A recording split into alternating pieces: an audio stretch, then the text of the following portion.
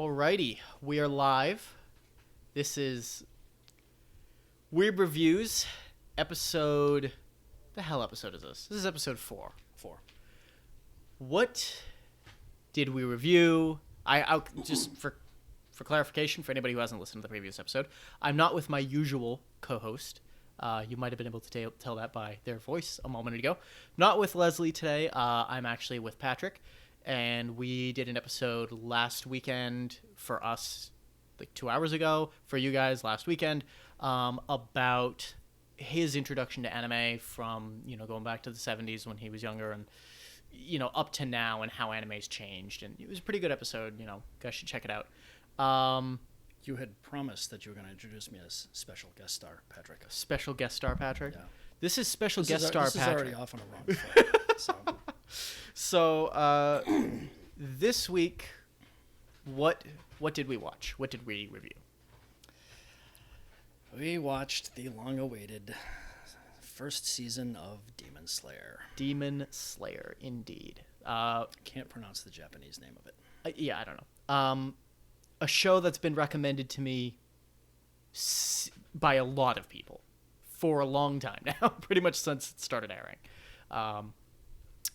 You and I have some thoughts on it.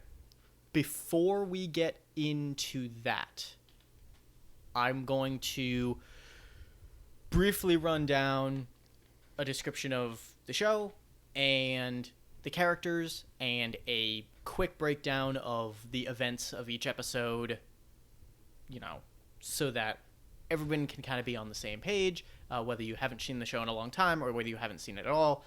Just want to make sure everybody knows what's going on, who the characters are, who the major players are, and what kind of happens. This is the spot, folks, where we insert the spoiler alert warning. This is indeed where we insert the spoiler alert. You've been warned. If you haven't seen this and actually want to, then you might want to just go watch it real quick and then turn this back on. Yeah, I would say, I mean, how much do you think getting it spoiled takes away from the watch experience, in your opinion? If you had to sit down and rewatch it, your own feelings on the show aside, if you had to sit down and rewatch it knowing how it ends, do you think your experience would change a lot? I don't know that. I think there are some things that can be spoiled, some beats. But it's a pretty standard show. There are no Game of Thrones level revelations that take place on this show. Yeah. That being said, though, if you don't want any of it ruined for you, then go watch it now, then turn this back on. Yeah. This will still be here. But you can't say you weren't warned. Yeah, consider yourselves warned. All right, so in brief, this is a series about a young kid, Tanjiro, who his family is slaughtered by demons, with the exception of his younger sister, who is turned into a demon. He then, in an effort to find a cure for her demonism, decides to join up with a group called the Demon Slayer Corps and to hunt down the leader of the demons in order to find a cure for his sister's condition and prevent any more innocent blood from being shed. Would you say that's an apt... In a nutshell, that's okay. The basic premise, yes. So, let's run down our main characters real quick so that we can get an idea of who everybody is, so that when I'm using the names in context and you're using the names in context, people know who it is. Our main protagonist is Tanjiro. He's very, very kind. He's very driven. He's very well loved by his family and the people in his town and most anyone he meets. He always gives off an extremely caring and compassionate vibe. He's the good guy. Yeah. He has an abnormally, like a supernatural sense of smell that... And a head that's, I think, is made out of, like, titanium. Yeah, his that's head... More on that later. So he's got he has a dog's sense of smell, basically. Yeah, supernatural sense of smell that can even smell like emotions and like vulnerabilities, like physical vulnerabilities and things. Yeah, like kind of like what people say they can do when they're on acid, only he can actually do it. So. He is very selfless and always acknowledging the feelings of others, including the demons he's slain, which is unique, very unique to his character. Something, a quality you won't find in most any other characters. Nezuko is his younger sister. She is the second oldest child in the family.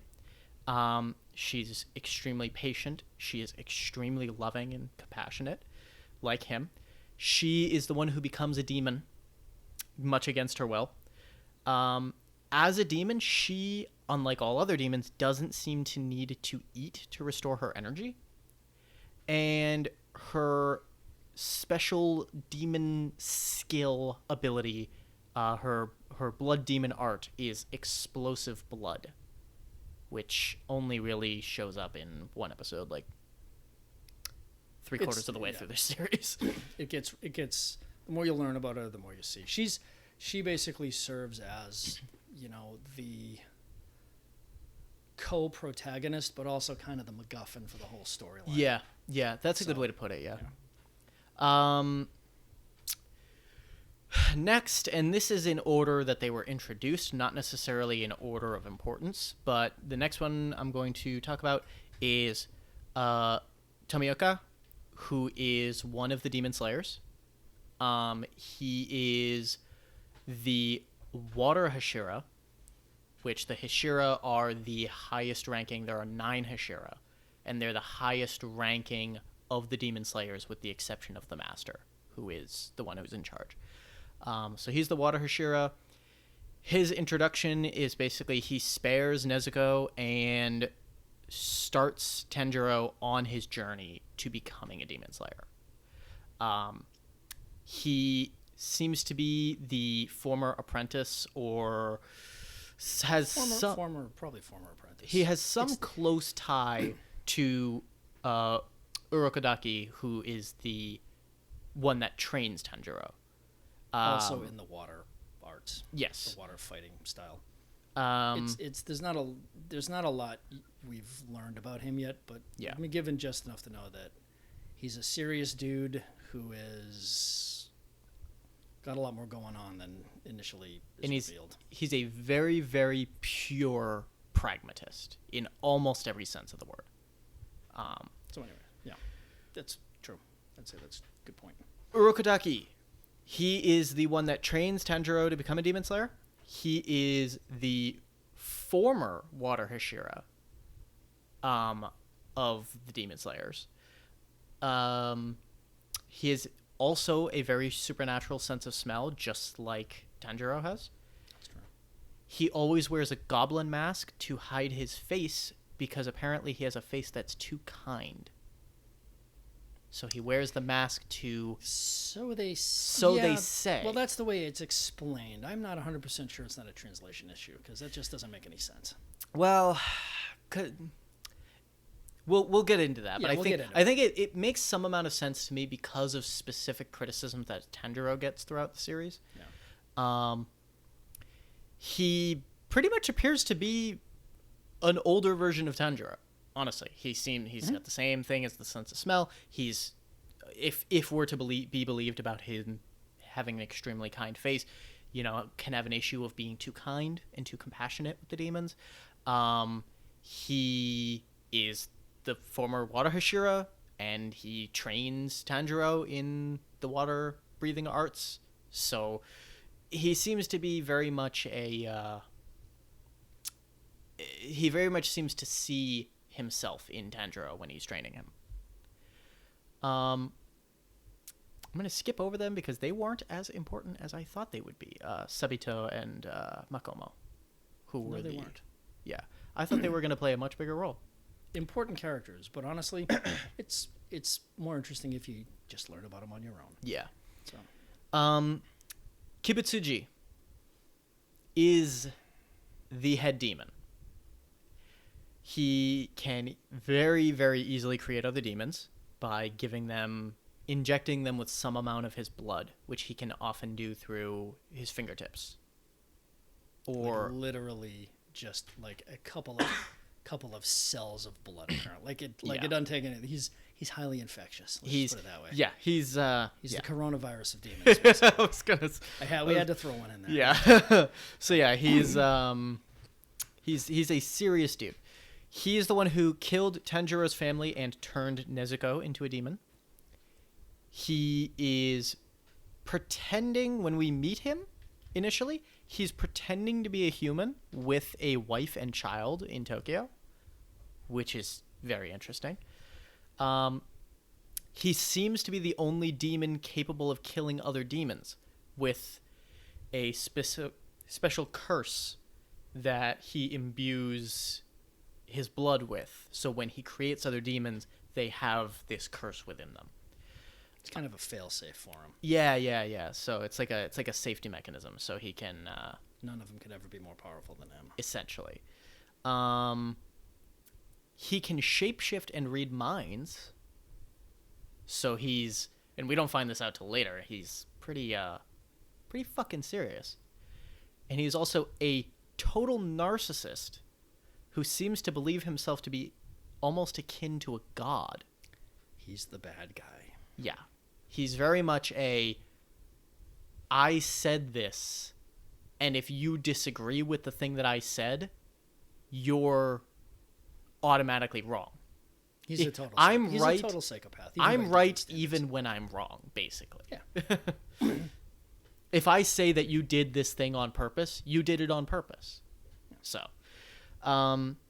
then we have Tamayo, who is one of the demons, one of the very, very few demons, who is actually fighting back against Kibutsuji. She broke the curse for herself and any of the demons that she creates. Side note, she also seems to be able to create demons. She's the only demon other than Kibutsuji who we've seen that has that ability. Lots more to her than meets the eye. Yes. She managed to alter herself so that she's capable of surviving off of just a very small amount of human blood, as opposed to needing to eat humans. She is a doctor, and she is a fugitive wanted by Kibutsuji for obviously breaking the curse and trying to go against him. And she is capable of casting some kind of illusion magic. Her assistant, Yoshiro, who is basically a stalker. Yeah, he's creepy. He's frighteningly obsessed with her. He hates anyone that isn't her, and he's capable of casting a perception magic that generally seems to be perception blocking, hiding structures and people and things like that, and being able to perceive forces that aren't visible to the human eye. Basically, the two of them as a team, they work very well in camouflaging themselves from others. Yes. So. Zenitsu is the blonde demon slayer. He's literally afraid of everything. He's narcoleptic, apparently. Yeah. Some of these are going to be some hot takes. So I said he's really annoying and dramatic. He has a sparrow instead of a crow for some reason. All the demon slayers, they have these messenger crows, kind of like carrier pigeons. Yeah, but they're ravens, and they can talk. They don't. Yeah, they're talking. They're talking ravens. But he got a sparrow. Not sure why. For just because he's different, comic I guess. Relief. Cute sparrow though. Yeah. He's extremely powerful, but appears to only be able to unlock that power when he's asleep. Yeah. Still not. The jury's still kind of out on that one, but he has really sensitive hearing, almost akin to Tanjiro's sense of smell. I'd say it's on a par with it, yeah. He trained in the thunder-breathing arts, but is only able to utilize one skill from that art that normally has 6 skills. And he trained under his grandfather, who was the thunder Hashira. Yeah. And he's also very lazy and pretty misogynistic. I would have said he's a little bit of a perv, but yeah, we'll go with misogynistic. Yeah. Because he seems to be extremely dismissive towards a lot of the feelings of any of the women that he encounters.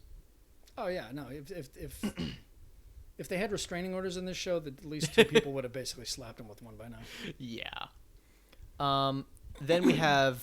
Now, I will also say, Zenitsu winds up being basically our third protagonist of the show. He gets introduced somewhat later on, but the main 4 seem to be Tanjiro, Nezuko, Zenitsu, and the next character, who is Inosuke, who is the boar-headed demon slayer.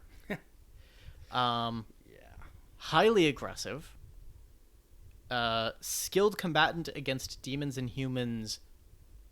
I'll add a caveat to that. Skilled combatant against low-level demons and humans. All brawn, no brains. He seems to be insane. His only goal in life is to prove his strength. Eventually, he learns to accept his weakness, and it appears he was raised feral. Yeah, it's where you have everybody...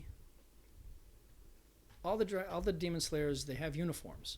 He wears the pants, but then over that he wears what apparently is like a grass skirt, no shirt, and an actual boar's head for a mask. Yeah. So it's very primal looking. And he uses 2 swords instead of 1, but he chops them all up so that they look more like boar's fangs. Yeah. But his main tactic seems to be just screaming and yelling right at things that he wants to fight. Yeah, it's interesting because, if you think about it, there's an intimidation factor to it, and it actually seems to be successful against everything but, like, powerful. Up to a point. Yeah, everything except for, like, the foes that he can't defeat. Yeah, and that's kind of the key arc what this guy is going to be, is that, he's pretty fearsome the first time you see him. After that, so... But there's again more than meets the eye with that guy too. Yeah. So, following that, we have Kocho, who is another demon slayer. She is the insect Hashira.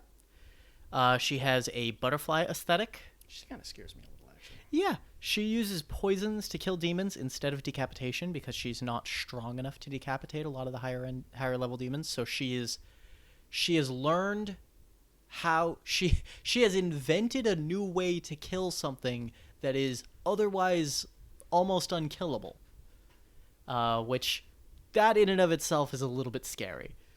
Yeah, she's smarter than the average demon slayer. Yeah, she is seemingly innocent but extremely ruthless, secretly filled with rage towards demons but hides it with a smile because of stuff with her late sister. And she wants Tanjiro to carry on her sister's dream in her stead because she can't do it anymore. Now, to qualify it, that dream is for humans and demons to one day coexist. Yes. So she herself, that her late sister had that. She herself is carrying that banner, but she doesn't believe a word of it. She does not. And when push comes to shove, she's not the least bit interested in actually seeing it happen. Yeah. Now, until she sees the bond between Tanjiro and Nezuko. She seems to start to change her tune and actually opens up to him because she sees the fulfillment of her sister's wish. Well, I think she sees the point of it too. Yeah. So, but anyways, jumping ahead. So, and the last character that I wrote down is I feel like I'm going to butcher this one. Kanao? Kanao? Kanao. Kanao? I forget how they pronounce it. Kana? I think it's Kana. I think they just called her. Whatever. She is one of the 5 who finished their training with Tanjiro. That being Tanjiro himself, her, Zenitsu, Inosuke, and this other guy with a scar on his face that we don't know anything about yet. She trains directly under Kocho. She is quiet but extremely skilled. She grew up in an abusive household and was sold to Kocho and her sister at a very young age. And she considers herself utterly empty inside. Yeah, she's got a bit of a disconnective personality thing going on there. So, those are the main players that we're going to be talking about consistently as we go. Now I'm going to run through episode descriptions. I'm going to try to get through this real quick. So I already have them all written down. I'm going to just run through. These were my impressions of each episode immediately after the episode finished. Episode 1 introduces the world and the protagonist, Tanjiro. His family is slain by demons while he's away. He returns to find his little sister transformed into a demon. He meets a demon slayer in the woods who spares him and his sister and directs him to speak with someone who might be able to help. Episode 2, Tanjiro and Nezuko fight a demon. They then meet Urokodaki, who offers to train Tanjiro to be a demon slayer. 3, Tanjiro trains under Urokodaki over the course of a year. He learns more about demons and how to fight them. He then meets 2 of Urokodaki's former apprentices who help with another year of training to get him ready for the selection test to become a demon slayer. Nezuko is in a coma this whole time. 4, Tanjiro is ready to go to the selection test. Urokodaki gives him some final advice and some gear before sending him off. Tanjiro starts the test, but finds himself facing off against a very powerful demon right off the bat. 5, Tanjiro defeats the demon and finishes the test. He is awarded his demon slayer equipment and returns to Urokodaki and Nezuko, who wakes up as soon as he returns. His special sword is delivered, and he learns even more about demons before heading off with Nezuko on his first mission. 6, Tanjiro arrives in a town plagued by a demon that preys on teenage girls. He meets up with a witness to track down the demon before it can strike again. 7, after confronting the demon in town, Tanjiro applies his new skills and equipment to strike it down with the help of Nezuko and her demon powers. They learn about the head demon responsible for the death of Tanjiro's family and Nezuko's transformation, and head into the city for the next job. However, after arriving in Tokyo, Tanjiro comes face to face with the head demon, Kibitsuji. 8, Kibitsuji escapes by causing a diversion, and Tanjiro is nearly arrested, but is saved by a pair of friendly demons, Tamayo and Yushiro, who offer to help Tanjiro find a cure to Nezuko's demonism. 9, 2 powerful demons track Tanjiro down at Tamayo's place and launch an attack. Tanjiro faces off against one and just barely manages to defeat him, while Nezuko and Yushiro face off against the other. 10, Nezuko reveals some of her true strength when facing off against the 6-armed demon. Tanjiro sustains serious injuries in his fight against the arrow demon, so he's unable to help. Tamayo steps in to trick the 6-armed demon into destroying herself with the Kibitsuji curse. Tamayo helps Nezuko and Tanjiro recover and shares some important information with them before sending them on their way. 11, Tanjiro meets up with Zenitsu, another survivor from the Demon Slayer trials. The two of them head out in search of the next demon. Zenitsu reveals some major character flaws that may prevent him from getting far as a Demon Slayer. The two stumble upon some kids in search of their brother, who was taken by the demon. The group makes their way to the demon's lair in search of the missing brother. Tanjiro is separated from Zenitsu and comes face to face with the drum demon, as well as a rogue demon slayer. 12, Tanjiro finds an unlikely foe in the rogue slayer. Zenitsu and one of the kids are attacked by a demon, but Zenitsu unleashes a hidden ability to dispatch the demon nearly instantly. The rogue slayer shows off some skills against a demon. Tanjiro finds the missing brother and promises to slay the drum demon so they can escape safely. However, during his fight with the drum demon, he finds himself struggling to keep up because of his injuries from his fight with the arrow demon. 13, Tanjiro defeats the drum demon in the most visually astounding fight so far. Tanjiro learns a little bit more about demons before the drum demon dies. Zenitsu sustains injuries whilst protecting Nezuko from the rogue slayer until Tanjiro is able to make it out of the demon house. 14, Tanjiro bests the rogue slayer, Inosuke, in combat, gaining a new ally. The 3 slayers make their way to a safe house for slayers to heal their injuries and recover. During this time, they try to get to know one another a bit better, but things take a turn when Zenitsu finally asks why Tanjiro is traveling with a demon in tow. 15, after finally recovering from their injuries, Tanjiro, Zenitsu, Inosuke, and Nezuko set out to hunt down their next demon. They arrive at a mountain, and all but Zenitsu head inside to confront a group of slayers being puppeteered by a family of spider demons and forced to kill one another. Tanjiro and Inosuke team up with a surviving slayer to track down the puppet master in charge. while Zenitsu finally makes his way into the forest in pursuit of Nezuko. 16. As Tanjiro and Inosuke get close to the Puppet Master Spider Demon, they encounter gradually tougher and tougher opponents, including living slayers in agony who can't control their bodies, and a headless demon caught in the web. After overcoming those foes, Tanjiro defeats the Spider Demon Mother, bringing a peaceful end to her life of fear and suffering.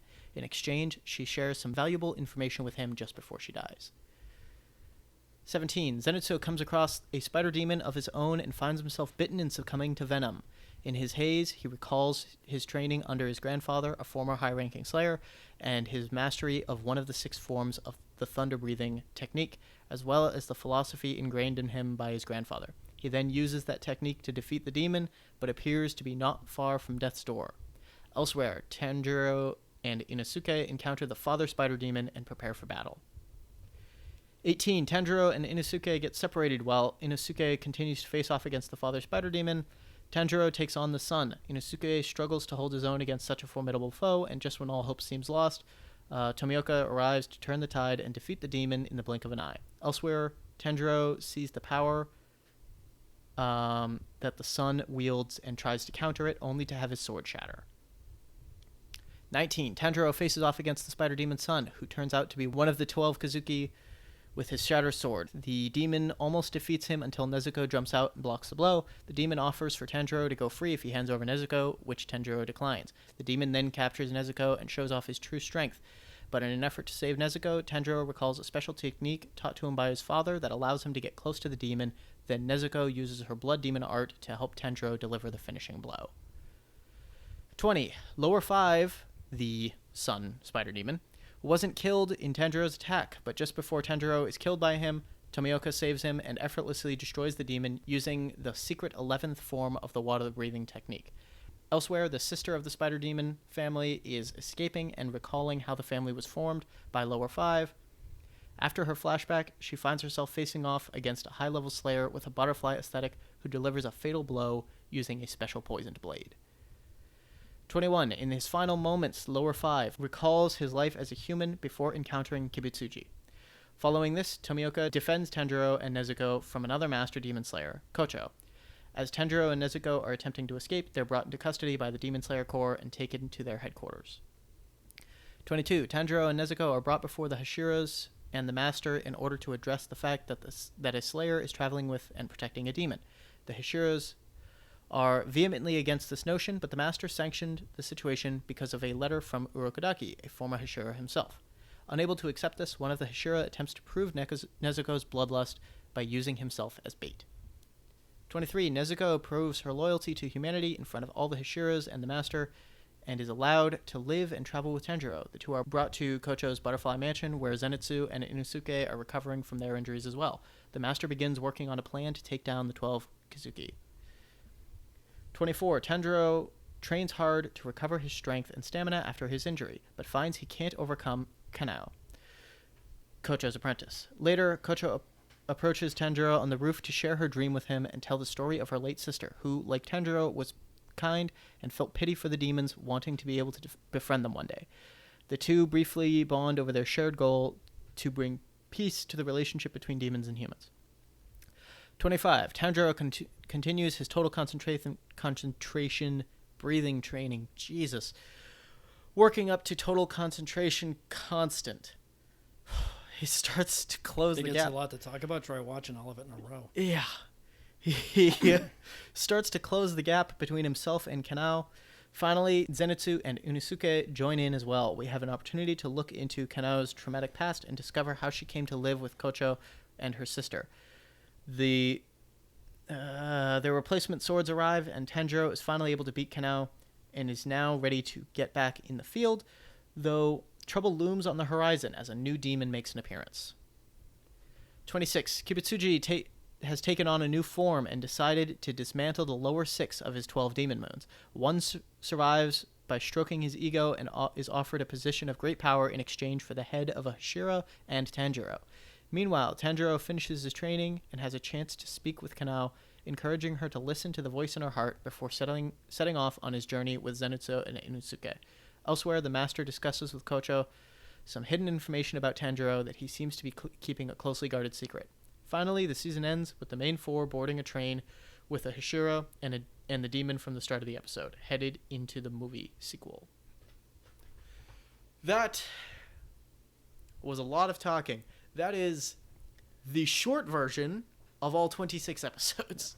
And the reason it has to be explained that way is because the way these episodes are structured is that they literally go one right into the other. These episodes, they'll cut off mid-scene till the next week. So it's, if you're going to watch this, binge watch it. It's much more helpful to watch it back to back than it is to wait a few days between episodes. Yeah, because there are episodes that literally take place over the course of maybe 5 minutes in a 24-minute runtime. For instance, one single battle is like 4 episodes of this season. So it's a running battle. So it's not like there's a break and then they pick it up again. It's I can just imagine it when this was first aired. It has the vibe of being aired, like a primetime show once a week. I couldn't imagine, because you and I watched the first third together. Yep. And then we picked up the rest of it separately. But if I had to try and remember everything that's going on in these things from a week earlier, I wouldn't be able to do it. Yeah.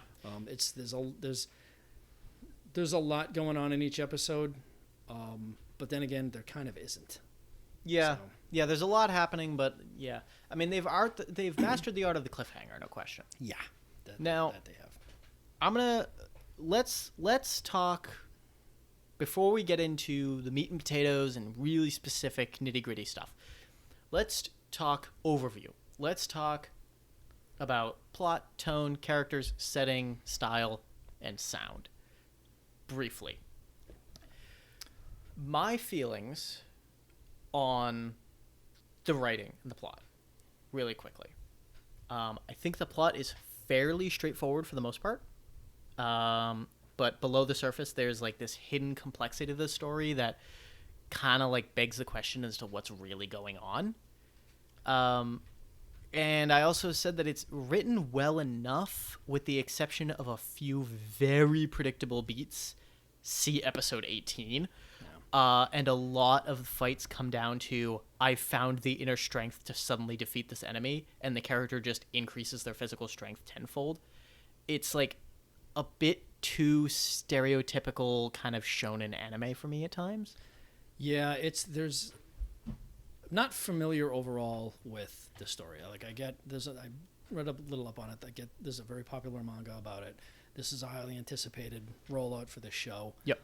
But even just watching it without that background info, starting to watch it after like about 3 episodes in, it's kind of dawned on me that this plays out like an animated manga. Yeah. It's when my initial impressions watching it, and just the first episode, what I got from it was I got little bit of Count Dracula, little bit of Frankenstein, so there's some not, they're well done, but they're not necessarily super original premises. Sole survivor from a massacre of demons. One of them is turned. Now you've got a reason to go on this hero's quest. Yeah. There's some standard tropes, if you will, in there. They're handled somewhat differently, I think. But, I mean, overall, this is a 26 episode season. I think if you just boil it down to the plot and the part of the action that actually drives the story and development, they probably could have gotten it done in probably 14 episodes, to be honest with you. Yeah. I mean, it could have been half the length without removing really too much. Yeah. I've talked to a few people that are fans of the show, and the general consensus seems to be that like the spider demon arc is like really the most memorable part of the series. Well, that's the other thing I noticed about it too, is that, and in the previous last week's talk, when I was kind of just going over my whole background with it, I mentioned the tried and true formula of who's this week's villain, kind of thing. And this show had a lot of that, and I get for the manga, that's probably the way the manga was structured too. Is this episode they're going to fight this guy, so there was a lot of that. But once they got to the spider family, that seemed to be the season climax. Yeah, this is where they've peaked. been working their way up to. Each demon was stronger and stronger until they got to that one, and that was a big deal. And that's where you had a lot of revelation in it about the character, for themselves. And you learned a few things, and you met a few new people, and that's where it kind of, the pivot point for the storyline was really that. It was, I think, that sense of it was overall handled well. Yeah, it's a little formula, but it's a TV show, so you kind of have to be. And if it's, and the one big problem I had with it, not getting into characterization or anything like that, but the one big issue I had with it was the fact that there is, it takes them 5 minutes to get through 5 seconds of action. Because they have this, and you have to do it in a comic book format because you have to draw the picture and then you have to basically narrate what's going to happen. Yeah. Well, they do that in the show. Yeah. He's standing there with the sword ready to go, and you have to wait 30 seconds while he gives this big speech about all the stuff he's going to do before he does it. And really, it disrupts the pacing very badly. Mm-hmm. This show, I thought it would get going and then it would stop because somebody's got to give a speech or there's some big, change of vibe on it. And it just at the end of it, I kind of got the sense that plot wise, I kind of got a vibe of where it's going, but in terms of just its overall identity, I don't think it could really make up its mind what it wanted to be. Yeah, and we'll get into that a lot in tone. Yeah. I wanted to address specifically, when I said some really predictable beats and I called out a scene in episode 18, let me go to that now. And you might know exactly what I was talking about, but I'm going to read this note that I took verbatim, okay? I said, just before Tanjiro attacks, some red shirt slayer shows up just to die horribly so the demon can show off his power before getting defeated by Tanjiro. There's no other reason this rando should have survived to this point, but they're just showing up just to die, I guarantee it. And in parentheses, I have, he just appeared, so I haven't actually seen what happens yet. Yeah, and actually his attitude was even, very much like bullet catcher. Because he showed up hey, a demon, and the guy's warning him, no, I'm going to climb the ladder by getting this little... Just seriously, basically teenage girl going into the shower alone in a slasher movie kind of stupidity. It was the most obvious. I paused it as soon as this dude comes on screen. He goes, demon. I'll handle this. And I paused it and I wrote that note and I said, he's going to die in some really fucked up way. You're going to find out what this dude's secret is. What this dude's secret ability is. Yeah. And then Tanjiro's going to use that knowledge to defeat him. Right. And that's exactly what happened. Yeah. And it was there was a little plot twist at the end there where the demon didn't get defeated by him because... But when you're watching it, though, if you've ever seen it, unless you've never watched this kind of stuff before, pretty much halfway through the fight before that, it kind of dawns on you that what the secret is here. It's I saw it coming a mile away. Honestly, I wasn't the least bit surprised by it. The secret the fact that he was the lower he's five. He's the fifth lower. It's just the lower fifth or whatever you want to call it. You could tell they were foreshadowing something with this kid. That he keeps showing up in all of these checking in with all the other spider demons. Yeah. And it's always him checking in. And you're kind of being what? Why is he always the one checking in? Why has he always got that weird cat's cradle thing in his... Yeah, he had this kind of Cheshire cat thing. He's popping it, just sort of this disinterested viewer of all these things, and getting back to the point too. It's the precursor to this was, they show up at this haunted mountain where the spider family is. Yeah. Because there's been some instances going around there. So the Demon Slayer Corps dispatched what was essentially a company of rank and file demon slayers. Yeah, medium. Who basically were all pretty much slaughtered. Yeah. So the fact that this one schmuck is just showing up out of the blue at this moment, like there's no plausible reason that this guy should have survived, because in a forest that's laced with booby traps. Yeah, and other demons. It was this one dude who was clearly like, oh, I'm gonna do this just so I can kill one easy to kill demon and escape. This is not somebody who has the mentality that they're gonna get. Yeah.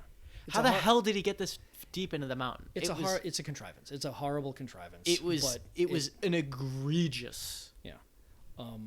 It was. Yeah. But there's the problem with the show is like there's a lot of that. Yeah. That's the worst violation of it, but it's a pretty formula thing. It's he starts off as selling charcoal for his family. Goes off into the woods, gets back a little late, and this old man basically says, no, there's demons in the woods. You want to go hide? And he goes to hide. And, of course, that's the night when his family gets slaughtered by a demon. Yeah. He gets there. His sister's still alive. He's running back. Naturally, she transforms into one. Then a demon slayer just happens to show up. It just, the timing is always just so right, which it needs to be to get the narrative story going. But then from that point on, every week it's like, oh, I meet a new demon that has this new skill, and by solving the puzzle of how to beat this guy, I've learned something new about myself. Yeah. And it just builds on it one after one after one, which I get is like a necessary thing, but that's all you're getting out of it. You're not getting any sort of development of like, who is this kid? Why is he this way? Case in point, he wears these funky looking Rising Sun style earrings. I forget what they're called in it. Yeah. He's the only one that's wearing any kind of jewelry like this at all, but he has them on from the very beginning. And, I can't even...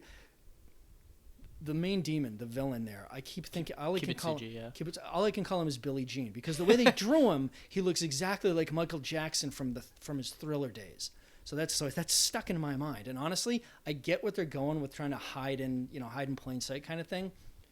And it's probably more of a Western thing than a Japanese thing. But they just, hopefully by coincidence, drew him to basically look just like 1980s Michael Jackson, that it actually kind of threw me off. Might be an accident, but it's stylistically, we'll discuss later, but it's a misstep.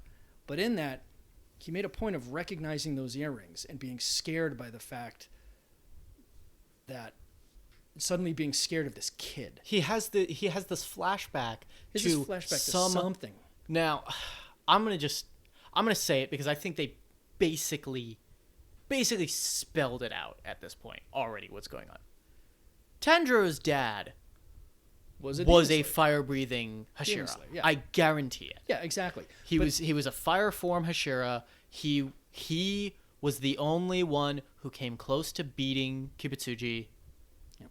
And some sort of curse of Kibutsuji's probably is what left him disabled. And that's the problem with it too. Is like that's like what, third episode that comes up, and then they do nothing with it for the entire bulk until like the last couple of episodes. Yeah. Where you get these, basically the final fight against the spider demon, where all of a sudden you get this flashback where there's his dad wearing the exact same outfit, has the earrings on, tells him you have to pass these earrings on down your line, it's important, and does this fire breathing dance that he suddenly all of a sudden can now use with his water breathing technique to beat this guy. Yeah, and he just suddenly remembers it and then is able to use it perfectly in order to survive an otherwise unsurvivable situation. It's an info dump instead of a character development. Yeah. You meet that and I noticed it and I'm like, oh, whoa, that's something. Can't wait to learn about this kid. And they do zero with it and then they just dump it on you at the end rather than weave it into like the sort of the growing understanding of who he is. Yeah, they don't develop it gradually over time. They don't when you finally find out. And you don't even that's the other thing. They don't even actually come out and say it even. But it's revealed as kind of obvious. Yeah. It's they don't even reveal it in an interesting way. Yeah. The plot, the way the drive on the plot on this thing, the pacing on it, it's uneven. And it spends more time. It's hard to say. I can't say that I dislike it because it's eminently watchable. You can follow it. It's unsatisfying.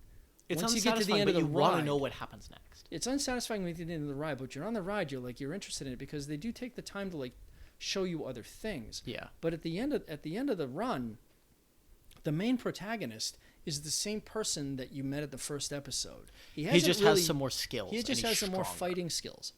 It's the other people, the other characters, I should say, that you meet along the way, that you get these, sort of vignette discoveries of them, and then they're gone. But they spent more time filling their time with, hey, learn about this person, and then without actually really putting any effort into kind of like slow burning, your discovery of these main characters. Like his sister, who was turned into a demon, apparently is unique in the fact that she's able to resist all the urges that other demons have. And she was able to like fight off the urge to eat Tanjiro when she first turned. Yeah. She's learned to basically coexist with humans. She's actually, defends them. She has no interest. She has the ability to resist the temptation to give into those urges. And drink blood and everything else. And with each, and they've dropped a couple of hints that she's immensely powerful in ways that people haven't really picked up on. But they give you. But do we see this? No, they give you a hint here and a hint there. And then you go 3 or 4 episodes of nothing, and then all of a sudden she'll display this really insane random power just out of the blue. And then she'll pass out for 6 episodes. Yeah, and then she'll pass out for 6 episodes, and they'll do nothing with it. And then she'll Deus Ex Machina jump into the next battle at just the right moment to save him. Right. It's like the thing is it's comic booky. It's very comic booky. It's super comic booky. Everything's just so convenient. Yeah. The whole time it's so convenient. Wow, it's so convenient how she just happened to wake up right then. It's so convenient how he just happened to remember this latent ability. It's so convenient how this, that, and the other thing. And it's like, come I was man. watching when I was watching this, I was comparing it for some reason in my mind. I kept like just comparing it to Attack on Titan. Yep. Now, story-wise, texture-wise, tone-wise, the two shows have zero to do with each other. The only closest thing I can figure is that the water Hashira, Giyu. That's his. Yeah, Tomioka. Yeah, he's Captain Levi. Yeah, he basically is. He basically is. He's that. He's basically a. I forget what period this takes place. These are the late 19th century, early 20th century. It's like Japan era. I forget the name of the 19 period. teens or 20s. Yeah, I forget the name of the period. But he's that period's version of Captain Levi. But I think that kind of connection kind of maybe compare the two. And with Attack on Titan, you have the same kind of thing. There's going to be a new Titan that shows up, a new mayhem, and all this other stuff. And each one's like a thing. But there's an underlying plot of constant development and growth, and that you slowly learn about people, and you develop things. You get the episodic, this week's new villain kind of thing, but they didn't really spend much time, or really any time, kind of like keeping that underlying thread of discovering who is this kid really. Yeah, they just dump the information. Where does he come from, and why is this dude afraid of him? And like, yeah, they just dump the information like all at once. Like, oh fuck, we forgot to include these mini flashbacks. So here, have a 5-minute long flashback while he's literally he's soaring through the air with his sword. The demon throws this slicing spider web at him. He's flying through the air in slow motion towards the web. Cut for 5 minutes for him to flash back to some stuff about his dad, drop all the exposition that they weren't dropping until this point, that they should have been dropping over little bits over the course of the last 10 episodes, 15 episodes, drop it all at once in a 5-minute thing. Then all of a sudden you cut back to him in midair, still flying towards the spiderweb. And it's like, whoa, fucking wait, hang on, I forgot this was happening. Like, yeah, and there was a lot of that, to the point where like I kept referring to it as Hollywood time. Yeah. It would take he'd be in mid-run, and then all of these other different things would happen, and all of these other speeches would be made by both sides, plus maybe a flashback from remembering why it is that she doesn't eat humans because of what a sweet family life she had as a demon, which they went back to probably every 4th episode. I get it. She doesn't eat people. she still retained a good chunk of her humanity. Got it. We know. That's and that's the only development she gets. Yeah, but they keep hitting on it like a hammer on a nail. It's like, teach us something else about her. Right. And if there's nothing else to teach, then don't bring it up again. Yeah, then teach us about Tanjiro's fucking past. Well, that's just it. But it's like, but rather than reveal it, you could even do something like a la Lost, where it's like, you just tell us, and the character doesn't know anything about it. Yeah. And then then it slowly kind of draws in. But to just suddenly be able to flick it on like a light switch and be like, oh, I don't know where I got that. And he literally said, don't know why I remembered that then. Like, it's Man, just... it sure is convenient how that's the exact thing, that's the exact skill I needed to survive that otherwise utterly unsurvivable situation. Just at that right moment, yeah. It could, it's not even something that like would slip, you'd get hints of it leading up to it. It's just, it's, it was very... It felt very much like this week's issue is going to be just this. Yeah. And it's done, and you're going to have to wait a month for the next issue to come out. That kind of, and we'll recap a bit, and then we'll give you this. And it kept, for 26 episodes, something in the order of like 10 hours of viewing, I got about 5 hours of real information out of it. Yeah, that's the thing. That's the other thing I want to touch on. Look, there's nothing wrong with like leaving some of these things in the dark. If you're doing like a 13 episode show, that's going to have like a season 2 announced already and blah, blah, blah, blah. There's nothing wrong with that, okay? But when you have 26 episodes, I've seen entire series packed into 26 episodes satisfyingly. No. When you have 26 episodes and you spend one episode covering 2 years worth of stuff, and then you spend another episode covering 30 seconds worth of stuff. Yeah. No. You don't. You get almost no character depth. You get almost. It's to be fair, frustratingly unsatisfying at times. But I don't. As much as I'm ragging on it, I didn't think the show was bad, but I think the show. And I haven't read the manga, I haven't read the source material. This might be a fault of the source material because the studio, and I didn't realize this until like 2 or 3 episodes in, the studio that makes it is Ufotable, which is one of my favorite studios because they do all the really amazing fates. But you can generally only work with what you're given. Yeah. And honestly, I really did get the sense that's why I picked up on it, that this is probably best in a manga, and I looked it up and it was.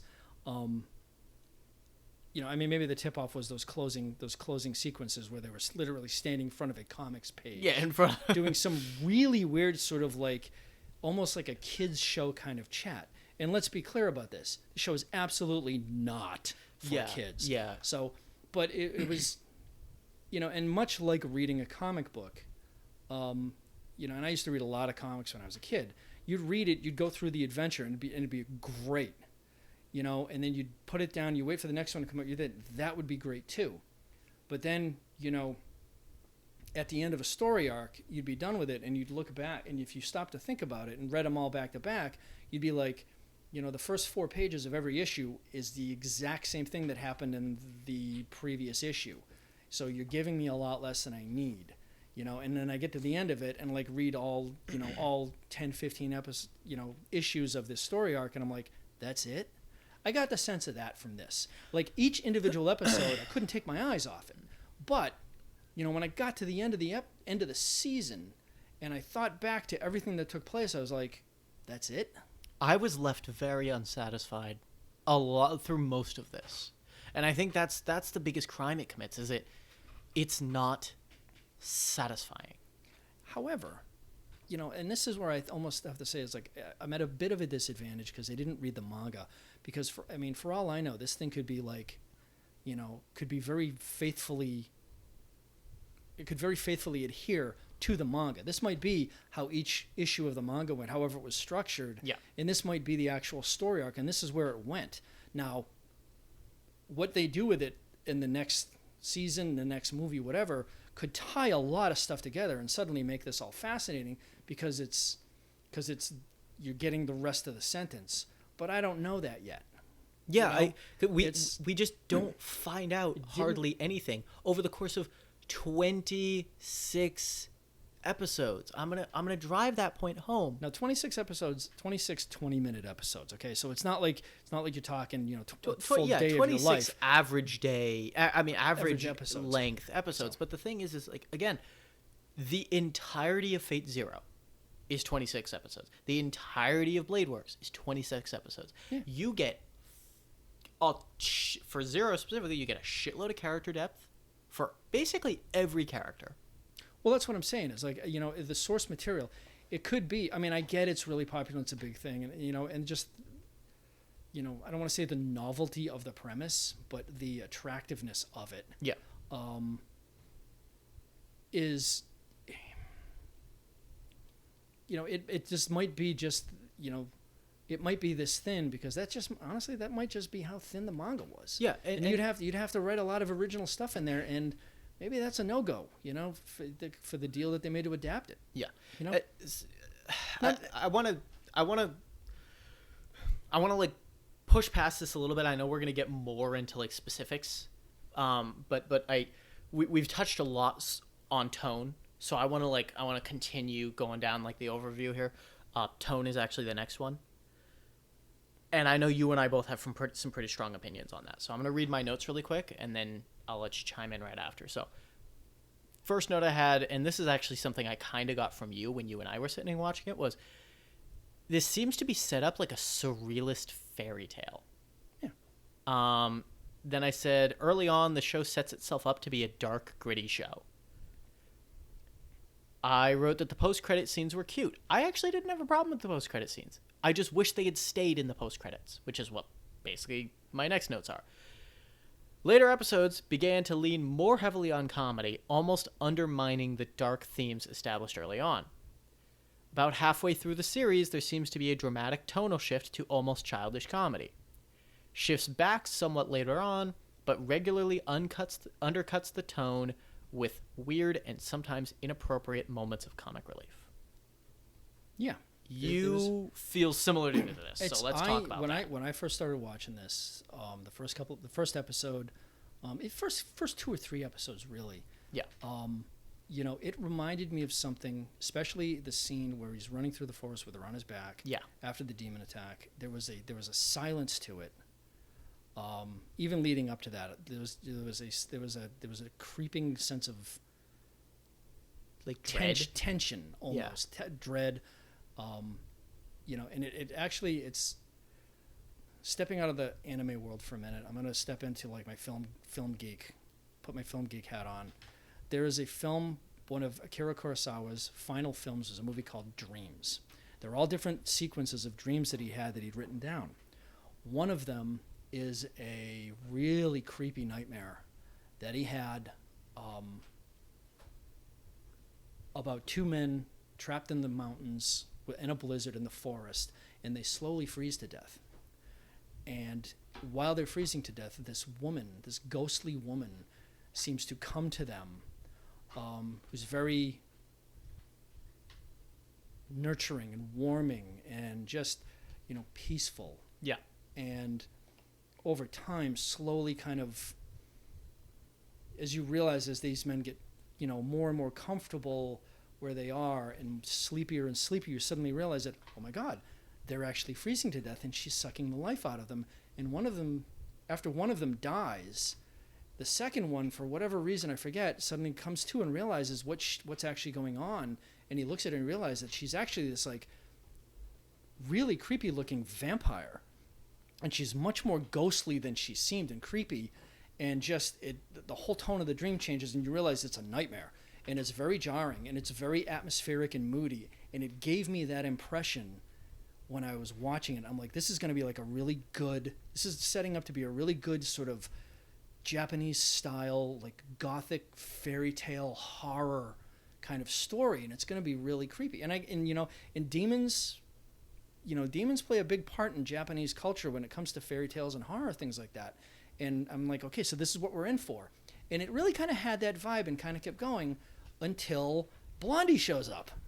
Even a little bit before that. A little bit before then, but not like there were yeah, that's true, because there were even some moments with his sister where she was, you know, she'd almost revert to being, you know, a little kid, and that's okay. Or like a cat, or like a little cat or something like that, and that's okay. But then they would start drawing her in very cartoony styles, and they would sort of like just visually break tone. Yeah. And you suddenly get that, like, you know, like you said, you get that like almost like sort of like you feel like you're in a comic book now, and they're almost kind of like, oh, this is something, you know, like younger kids would kind of go for.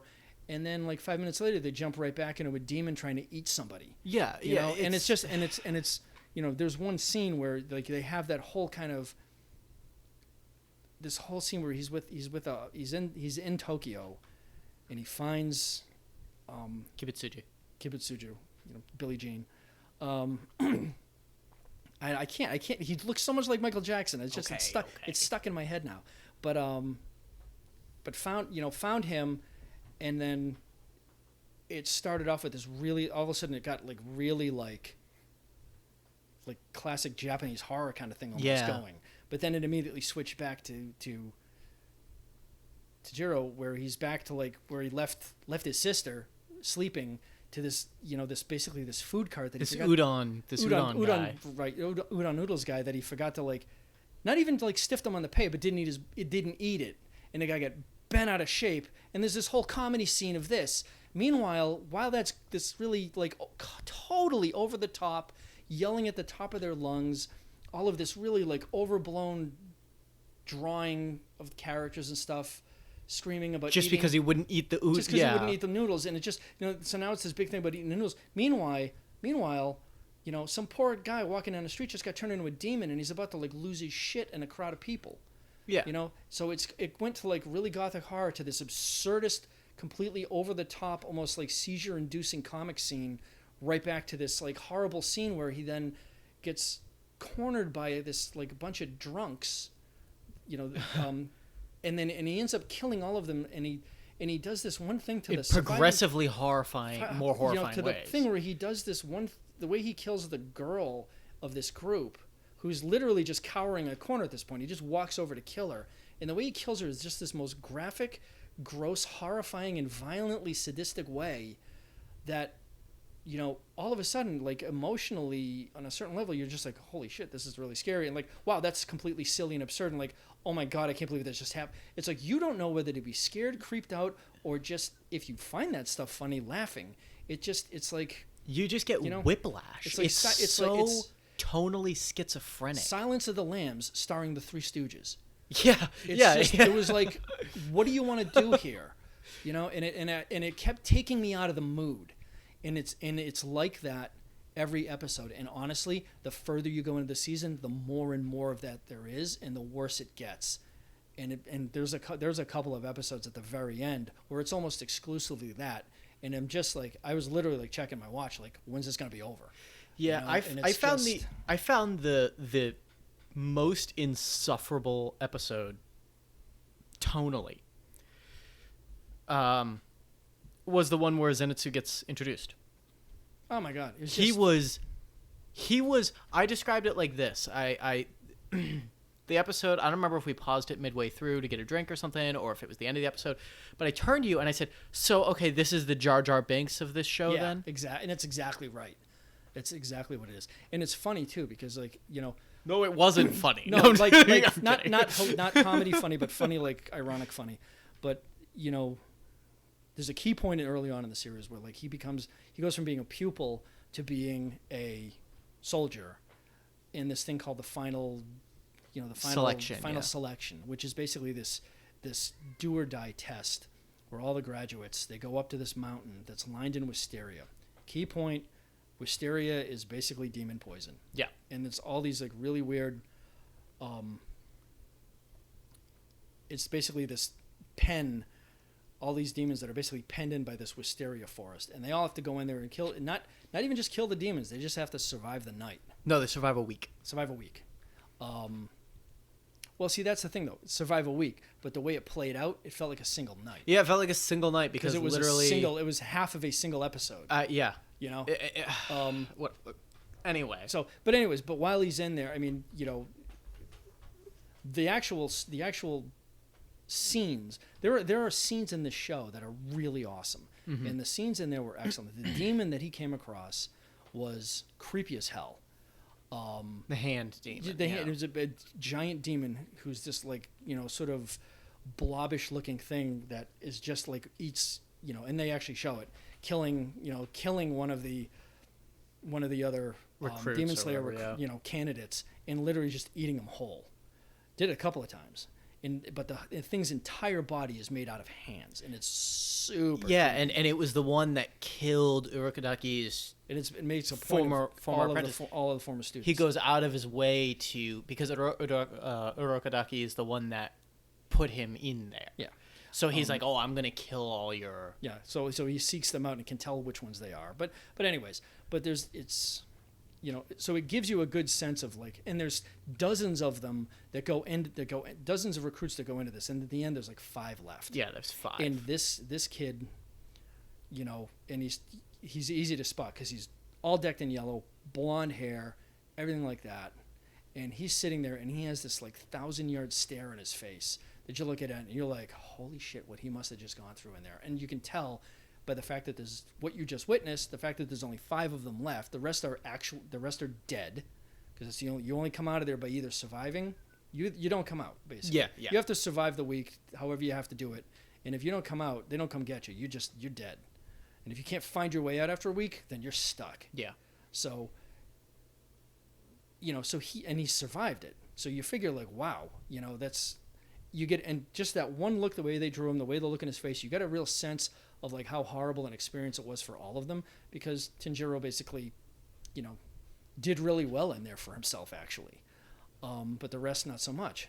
But then they go back to him the next episode, and he's got this girl, you know, kind of like the next time we see him, which is like 5 episodes. Yeah, it's later like 5. It's actually it is like 5 episodes later. But he's got this girl, and he's walking a path on his first assignment, and then he sees this dude again, and he's flipping out trying to get this random girl to marry him because he's gonna die in his next mission. Yeah, but it was like that felt like it took an hour to get through. Yeah, because he just kept freaking out, and it wasn't just like freaking out like a normal person was. It was like eyes bulging out of his head, screaming at the top of his lungs for what seemed like a third of the episode. Yeah, they went, and the way they drew it was just like all the like, you know, no actual background. It's just that like those streaks of color like flying down like in speeding, overblown head, and just completely freaking out like that.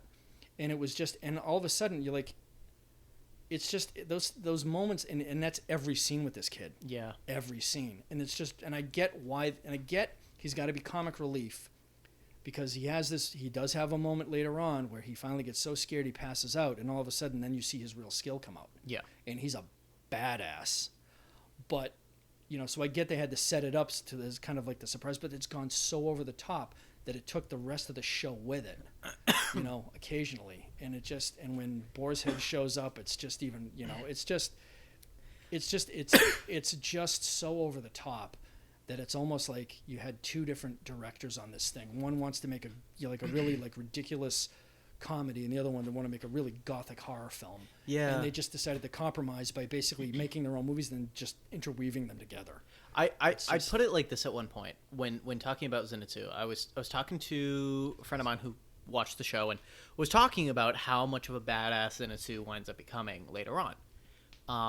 And they're like, oh, just wait, like, you know, it gets really good, it gets way better.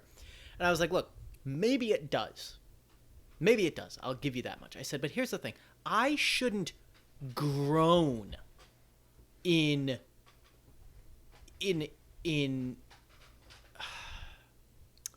I shouldn't be sitting there groaning in like, oh, fuck me, really? Yeah.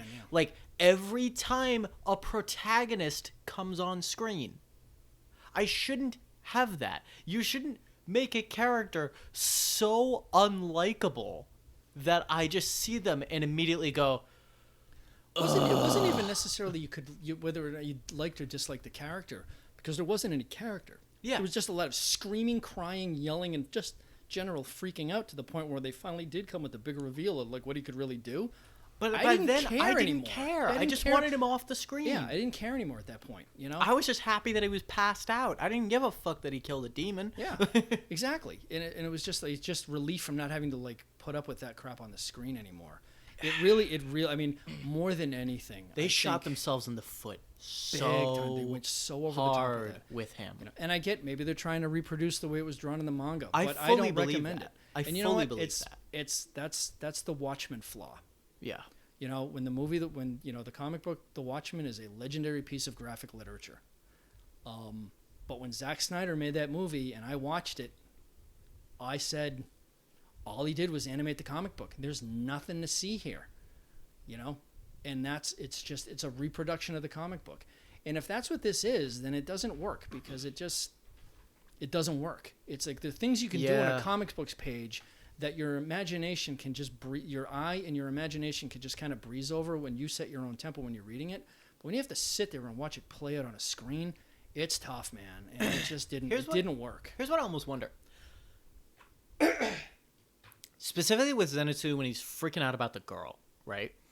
I almost wonder if in the comic it was one of those things where like it was like him and the background of the panel was all just words.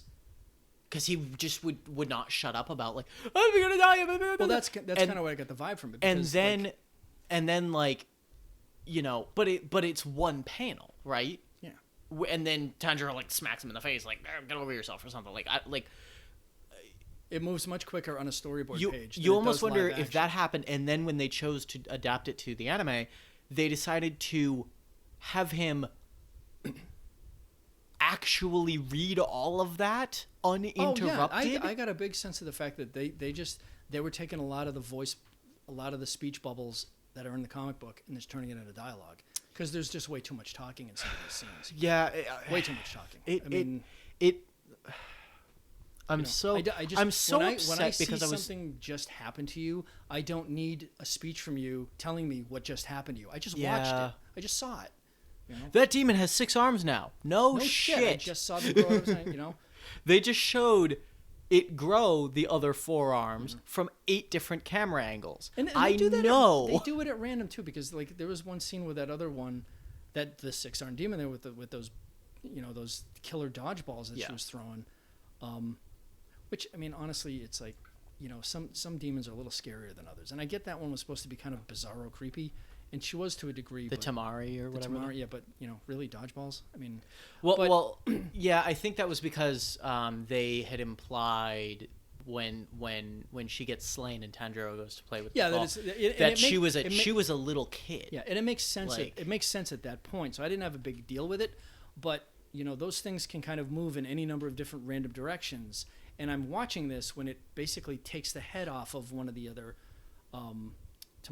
Yashira's basically takes Yashira's head off. Doesn't kill him because he's a demon. Demons can't kill other demons. But, then the head, once his head grew back, I had to sit there and listen to a 5-minute dissertation about how when she throws the ball, they can move in every different direction. Oh yeah, and obviously because one just took my head off. I was like, I was here. I saw. Wow. All this. It's like I don't need the recap. I didn't just walk in the room. It's just. Meanwhile, you've got. And it was midway through the episode. It's not like it was. It was midway through the fight. Yeah, it wasn't like no. But oftentimes midway through the fight is the start of another episode. But no, it was midway through an episode. It's not like it was the recap at the beginning of the next episode. No, it's like when he got his head put back on during the fight. Mind you, this is still they're still in the middle of this big brawl. Mind you, the balls are still bouncing around. Yeah, and they're still flying around his head, and he's stopping to tell us what's going on. 15 minutes. Yeah, it's the pacing was all over. The pacing was awful. The pacing was really awful. When you got into some of these fights, it's like you're like, okay, here we go, and then they would break it up with these flashbacks of these fights. It was all just jumbled together. Honestly, it's like if I'd watched this with the sound off. And not paying attention to the subtitles and just watch the visuals, I probably would have liked it a lot better because, there was like one back, in that the final selection fight, when he finally gets out at the end, just before he gets to the other side of the wisteria forest, and he's standing there. He's like, I made it, and he stops and he turns and he looks back. And the way the wisteria are drawn is like it's nighttime. They're like glowing basically. Yeah. So you got this like purple glowing. It's a magical looking forest, and it's just the way it captured him. It was beautiful. It was like cinematic.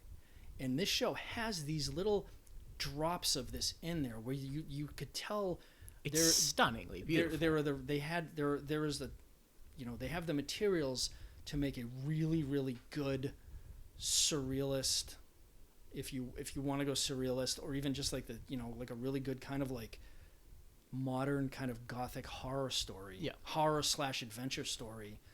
And I just can't wrap my head around it, the fact that they kept like, got into it and then stopped and said, well, we need a joke, and then got through the joke and like got back in and was like, oh, well, we need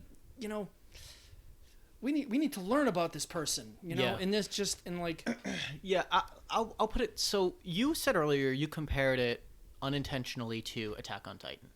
I made the mistake. In my mind, it just kind of, it just, Attack on Titan popped into my head. I think basically because it's that same sort of like, you've got a hero trying to find his way through a world of crisis kind of thing, or some. I mean, I don't know. It just, So here's what happened with me, as far as the comparison my subconscious drew, and this is why I struggled to enjoy it, because in my mind I compared it to Fate, for very good reason, because it's animated by the same company and the same studio that animates all the best Fates. Now, here's the issue, is I have to believe that the flaws in the writing and the pacing and the things like that, I have to believe that those are because they're faithfully adapting the manga. And here's why. Because you and I know for damn sure that the same studio that made this is currently making those Heaven's Feel movies, and those are horror films. Okay, well, first of all, as far as Ufotable goes, like your love of Ufotable and the quality, the quality that they put out in terms as a production company, that quality is still there, and it still shows. Oh, the issue beautiful. The issue is with the creative talent that made this series. Yeah. The writers and the directors. Yeah. The Ufotable is responsible for actually producing the work and how it's going to look. Yeah. I mean, they don't design the characters, but they're the ones responsible for the animation and actually realizing it. Yeah, yeah. They did an excellent job with it. It looks stunning. Yeah, visually you can't take your eyes off this show. Really, it's more about the narrative than it is about the production itself. Yeah. I don't have an issue with the production. I'm not the Ufotable junkie you are. Frankly, I don't care where something comes from as long as it's good. Yeah. But I would think that really it's whoever was responsible for the script and whoever was responsible for the direction of this. There was a misstep. They really just, they didn't know what they wanted to do with it. And I think they ended up going into it without really. I think they put everything in there, and I almost don't think they were selective enough about what they wanted to do. Yeah, yeah, that makes sense to me, and it's and that's the thing is, it was stunning in terms of the animation. It was so pretty to look at. Even just the design of it. I mean, the characters, like, even with. Well, I should qualify that. The result was excellent, but the choices and why they made certain things, like the choices to make certain things look the way they did, and I'm talking specifically about the Hishiras, was just really questionable. Yeah, that's the way you want to go with it. Fine, then the animators will make it look fucking awesome. Yeah, but should you have gone that way in the first place? With the Hishiras, as soon as they came on screen, I was like, when did I turn on JoJo's? What the hell is going on? Yeah. Like, it was like, who the fuck are these weirdos? Like, what's going on? I'll be honest with you. It's, if you want to get into the characters right now, we can get into it. But I got a whole length of opinions as far as like that kind of stuff goes. Yeah, I mean, my next thing was characters, and I said in the first half of the series they come across as almost one-dimensional caricatures instead of fully realized characters. And my next note that I had written later on was further developed as the series progresses. To a degree. Here's the thing. The first Hishira you meet, he's a person. Yeah, it's Tomoko. Tomoko. But he's a person of tremendous skill. Yeah. The second one you meet is a person of tremendous skill. Yeah. Almost clearly, they don't say it because it's not supposed to exist, but in terms of the end result is clearly you're dealing with people who are enhanced humans. Yeah. That's the result. It's not probably what it's intended to be, and there's no such thing in there. And it's, but essentially, even Tajiro, it's just, the way they draw it, the things they put in there, the way they call it out, all these different breathing techniques and stuff like that, it's superhuman. Yeah. To bordering on magic. Yeah. So it's fine. If that's the world, fine. Yeah. Okay? Yeah. I don't have a problem with that.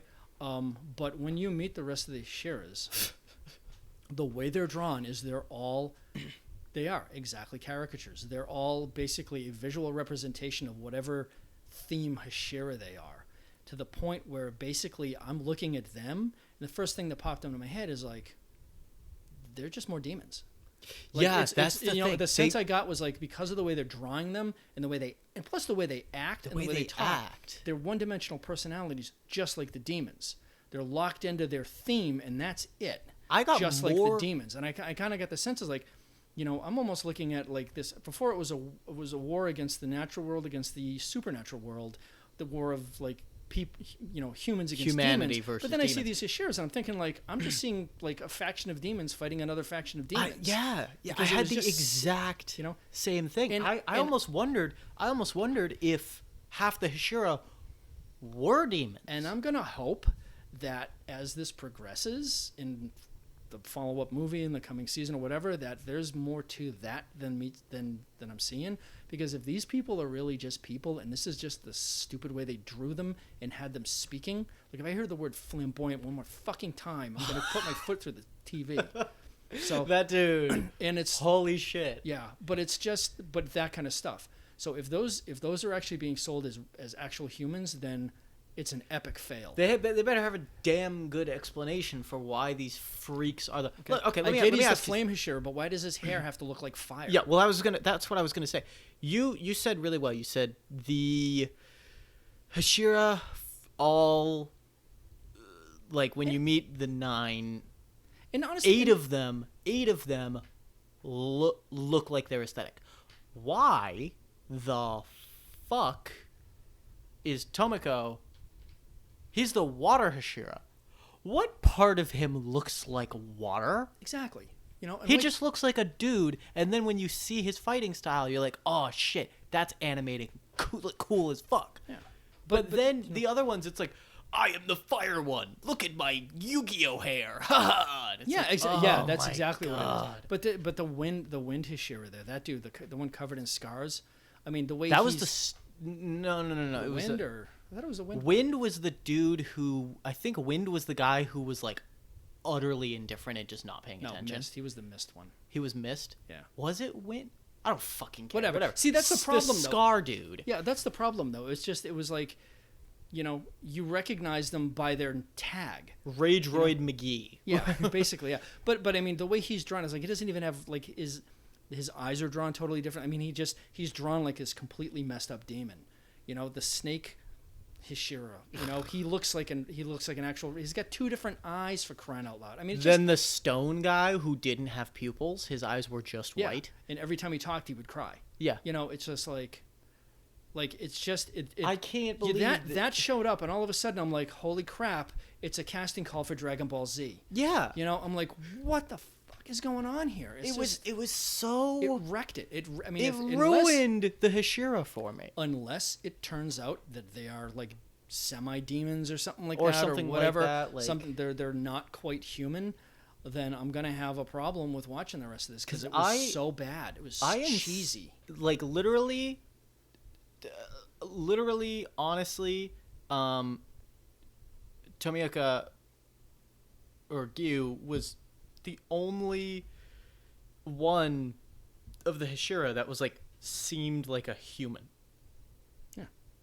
Even what's her nuts? Butterfly lady at the end. Kocho. Yeah. Even Kocho, she had a very supernatural air about her. She absolutely had. There was like some. But the thing is, then if you look at, you remember her flashbacks with her sister, like. she seemed like a human in her flashbacks, but then when when you see her now and her sister's Zen kind dead, of thing going on, she has this like aura about her that feels almost like a fairy. Yeah. But like of doom. I don't know how else to put it. She's a fairy of death. Yeah, and there is that. It's just and here's the thing. She wasn't done bad either. She was a fucking savage. I loved her. But the other ones were just obnoxious. Well, that's what I mean though. It's like, when they're drawn, it's like you take them seriously because they look like normal people and they show what they can do. So you get a hint of it, you get a wisp of it, you get kind of the vibe of what their little something extra that they bring. Yeah. And it shows through their performance. When geez, I don't even know what to call them. It's just like, when Scar Tissue there, or when, or when like, Yu-Gi-Oh, the flaming Yu-Gi-Oh there. Yeah. Like when they get rolling, I'm not going to care what they do. Yeah. Because they look so ridiculous. I don't even give a shit. I don't think Yu-Gi-Oh blinked. No, he didn't. And he always looked, and his face always looks the same direction. He's always staring directly at the camera. He's always staring directly ahead and always has this dumbass smile on his face. It's just... And guess what? He's going to be one of the main characters of the movie because he's the one who was on the train. The one that got sent to the train. It was his assignment. I get it. And and maybe they'll do something different with the movie. I don't know. But that's the problem is like when you... And I get... That's probably the way they were drawn in the comic book. Okay, awesome. But, it's just... Anime has the same restrictions that any other film attempt to adapt the written word to the moving picture. There are some things on paper, both literally and visually, that will not translate once you add motion and sound to it. Yeah. And this show is suffering badly from that. Yeah, it's something got lost in translation. I'm upset because I went into this. Maybe this was my bad. Maybe this was my bad for going into it with high expectations because this show was so well regarded. I don't want to say it was so overhyped, but it was so well regarded by people that I am friends with, that I trust. I feel like I either watched a different show than the show they're recommending, or I feel like I somehow watched it wrong. Like I must have watched it. You watch it with both eyes. You're supposed to have one closed. I don't know. Because the thing is like, and that was the thing too. Is let me make a quick comparison to anybody who's seen My Hero Academia. My Hero Academia. Most of the characters look weird as shit. Okay, they look weird as shit.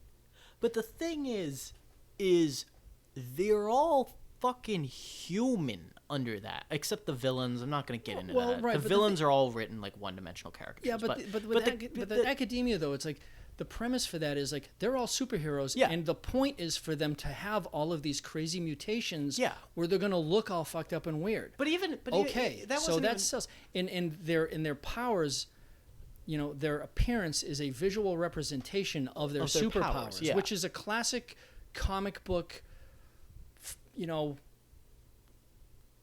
It's basically it's a foundation of superhero characterizations in comic history. Yeah, that's just staying true to that. This is something else. This is not the tone.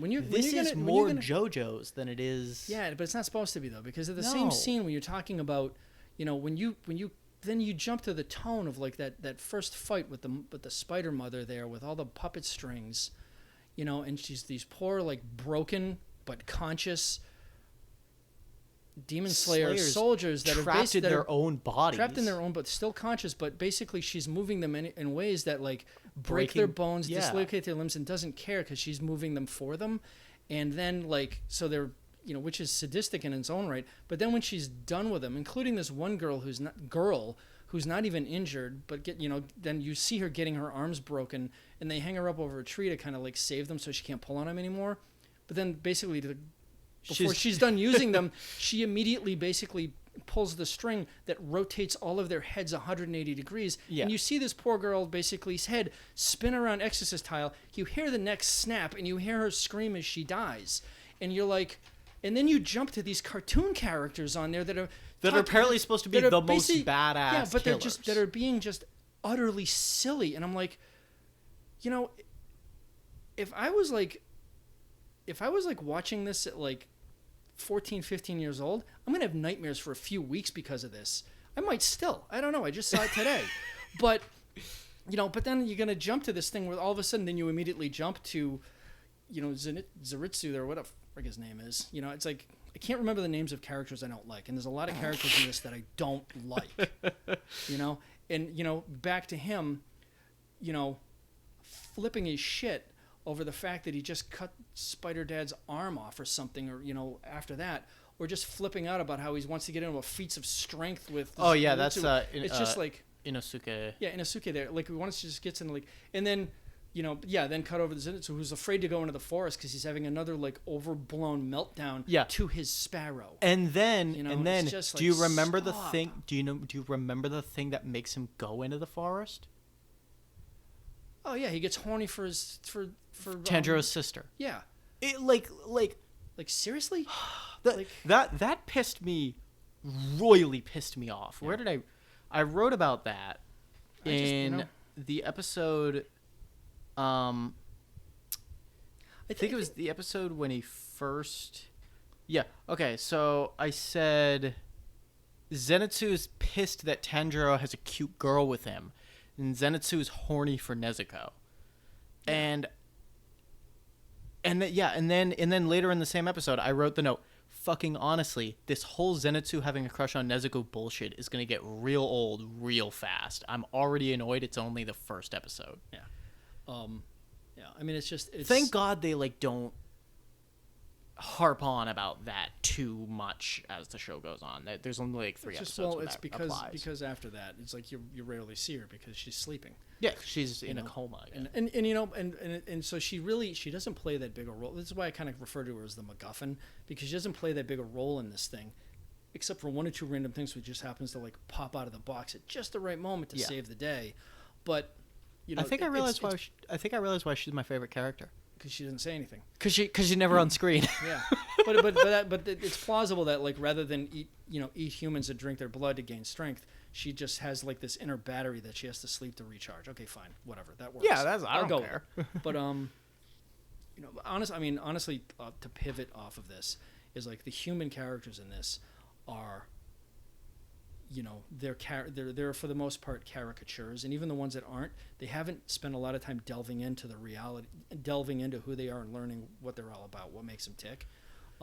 Other than the fact that you get that info dump at the end of the season where his dad was obviously like a fire breathing, which apparently nobody knows exists except the master there who's going to keep it secret. You know, it's just all of a sudden it's like you get the sense like, oh yeah, well that's what the earrings are telling you. He's this like chosen one. You know, it's stupid as hell too. It's so tropey, and I just realized this because I take this for granted because it's such a common trope that I just don't think anything of it when it happens again. But Mr. Master fucked up face blind head of the Demon Slayers, okay? Mm-hmm. So he clearly knows there's something going on with Tanjiro's dad and Tanjiro's abilities. He clearly knows that Tanjiro is the special something, right? Okay, here's the thing. Tanjiro is also like already proven time and time again that he's like fully capable of getting straight up murdered by most of these demons. Like, he's already almost been killed, like, half a dozen times. Oh, yeah. If you know some special shit about some secret abilities you have, fucking tell him so he can train and learn to use them. If he's this special chosen one, why are you like, fuck it, he'll probably unlock this secret special sauce all by himself. Well, see, that's the frustrating thing about it, is, like, there's all kinds of little not Easter eggs, but little hints at things that, like, you know, you can explore that. You can explore that avenue. Like just the guy himself. You know, he shows up. He's blind. He's got the whole top half of his face burned off. Why? And how does he know all this stuff? And what's with the twins from The Shining serving as his like attendants there? You know? And Leslie pointed out when I was watching, one of the twins during when you first meet them at the mountain, the final selection, yeah. One of them had dark hair.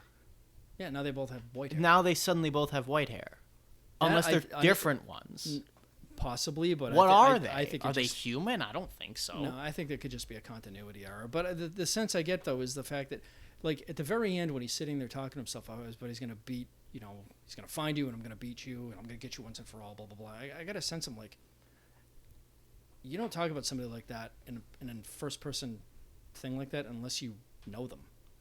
So there's way more to this master than meets the eye. But I didn't get the sense that they have any intention of doing anything with that. Yeah. Plus, he's not like the original master of. He's like the 97th. He's like the 97th master. And the other thing basically, I'm watching a Japanese Night's Watch. Basically, it's like. And then also, even before that, you have this thing where like, one of the characters is like, oh, nobody knows who the head of the demon slayers are. Like, oh, nobody has any idea who. Clearly, tons of fucking people do. Yeah, because they have a base. They literally have a base. They've got 9 of these dudes. Semi-annual meeting. I mean, what is this? A corporation? Yeah, so welcome to the retreat. Yeah, exactly. You know, for this month's seminar. So remember, guys, Casual Friday coming up this week. Yeah. If you want to, you can wear a Hawaiian shirt. Day, you know? Yeah. It's just. I don't know. I mean, the bones of this thing are pretty sound. And there's a lot they could do with it if you're gonna put this much time out there. It's almost 10 hours of screen time. Yeah. You know, you take all the crappy jokes out of it and all the moments of comedy, and you pack it with actual plot and development. This thing could have been fascinating. Yeah, yeah. You know, that's the thing is, like, you know, it's got good bones and it's got good skin. It's the meat that's just not. It's not good. There, you know, I mean to pivot off that. Honestly, it's just. You know, we've been talking about the human characters the whole time, and they're pretty two-dimensional and shallow. Some of them are one-dimensional. Some of them are just cartoon characters. But you know, seems to me the majority of the emotional weight of this thing, and the real attention to details are on the demons. Yeah, they're the main characters because you're basic. But that's where you get when you get any kind of like feelings I get from that show, any kind of like emotional weight I get from it is when they take the time to see that, and from what I understand, demons in Japanese culture aren't like they are in the West, where we see them as either monsters or they're supermen. They're more human than human kind of thing, as it were. But with Japan, from just other things I've seen and just read and heard about, it's like demons in Japanese culture, they're almost considered like failed humans. Mm-hmm. I've seen a couple of the anime where they talk about these, they'll mention these parables about things that tell these folk stories or riddles and stuff like that, and at the end they say so and so tried and tried and tried whatever, and in this frustration in the end he became a demon. It's basically it's not something they had to go out of their way to do, because this is just the way they do it. You learned that, how did these people wind up in these places? Like that one, that one that thought she was one of the 12 moons, but really wasn't. Yeah. And the one with the eyes in his hands. You didn't really learn too much about him, except that he was a germaphobe. But, when you find out from her that, you suddenly get this revealed, you're like, she was a little girl when she was trans, which is probably why she was such a, she was so immature. Emotional, immature, and just, and you get the sense of that, and you get that, and then, the drum demon. Now the other two were just a couple of flesh-eating monsters, but you saw where he came from, where he is, and the kind of like, angst, anxiety, repression. Yeah, he was the former lower six. He used to be one of the. He was one of the 12 moons, but he was cast out. He was the former lower sixth. Yeah. But you got a sense of like how he became who he is. Even the spider demons, the spider demon family. Yeah. For the most part, like, you learned about who he was and how he became what he became, and his family, and some of his family too. And you really felt for the mother. you started to feel for the sister, but then you learned through her that like she kind of made her decisions. Yeah, she kind of went all in on it, and you didn't. But you learn that about it. They're like, you could see like why, what drove them, where they were, and how it affected them. The demons were characters, and they were actually the Hashira were caricatures. Yeah, and the demons, especially the Spider Family demons, I got to tell you, it's just. And I imagine that's how they looked in the manga, but the character design on them, the color, the way they were drawn, just their, the visuals on them, the aesthetic on it was awesome. I mean, all the demons were really interesting. The ones that were meant to be scary were pretty goddamn scary. Like, nobody does creepy horror as well as the Japanese. And when they wanted to bring that, they brought their A game with it. But that Spider Family was like, you couldn't take your eyes off of them because they looked so different, and they looked very much like that vampire scene I told you about at the beginning of that Kurosawa movie, looking at that mother and the sister, how they were just completely white. Yeah. And just drained of any kind of life in them at all. That's kind of reminded me of that. And like, now so you're bouncing and you bounce right back into that like really funky, like sort of like, that gothic fairy tale horror kind of look, and they're right back in the mood.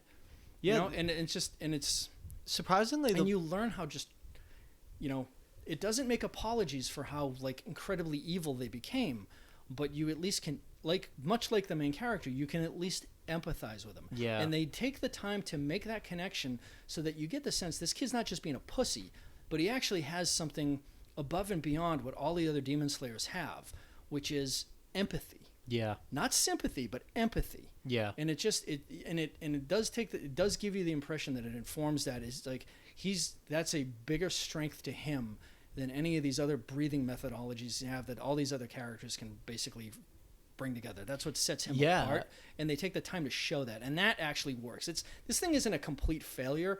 Just when it stumbles, it falls down a flight of stairs. But when it's up and running, it's pretty good. Yeah, and honestly, surprisingly, which one of the spider demons worked for me the least was the one that actually looked like a spider. That was the one that worked for me the least. Yeah. He didn't do anything. He just hung there and spat a few times. Well, he was the one turning all of the other people into the spider minions, which, by the way, holy shit. Those things were fucking creepy. I'm not afraid of spiders, but after the nightmares I have come tonight, I'm probably gonna be. Yeah, what's funny is we should show this to your older brother. He'll never speak to you again. God, yeah. He's afraid of spiders. With Leslie, I was watching that last night, and Zenitsu walks into the woods, and he turns around, he sees the spider demon, and he just loses it. And I turned to Leslie and I said, "This is the first time that I am 100% in agreement with his reaction." Yeah. He did not overreact at all. I basically said, I was like, I would shit myself. Yeah, but again though, okay, yeah, legit. That's a perfect time to freak out and run for your life. But the way they drew it and animated it, it's like, okay, here's another silly romper room moment. Yeah. It's just like, really? Because you just took the edge off of how, like, horrifying. How like, what's the phrase, like, jump scare? What kind of a jump scare that could have been? It's like, it's just. I liked the way I liked that it wasn't a jump scare though. I liked the way that they did it where he's like, he kind of just gets this feeling something's like behind him, and he turns around and he just sees the thing standing in the middle of the path. It didn't like, it wasn't like a dramatic. It just was standing there. Yeah, but again, and it was genuinely horrifying. But again, back to the success when the successes they have with character design is like those spider minions and even the spider family in general. Yeah. And the spider brother. I know you get the sense that he didn't do anything, but his skill is like, yeah, he spits this gross venom, but he's the one that's making all of the other spiders. Yeah, I just think his aesthetic worked the least for me. Worked the least for him, but the minions were. If they were looking for a serious creep factor, they were extremely effective. Oh yeah, that's probably the creepiest thing I saw on the show the whole time, and there's a lot of creepy stuff on there. honestly, the demon character I like the least is the main one, because he's, from what I saw, yeah, because apparently I get he's a total narcissist and stuff, but there's a massive logic dump. There's a massive logic fail in the last episode. How so? Yeah, the drum demon was one of the lower 6. Yeah. And he got fired from being one of the lower 6 because he didn't do a good enough job of eating enough people fast enough. Yeah. Okay? The other 5, the lower 5th, the Spider King, he got beaten.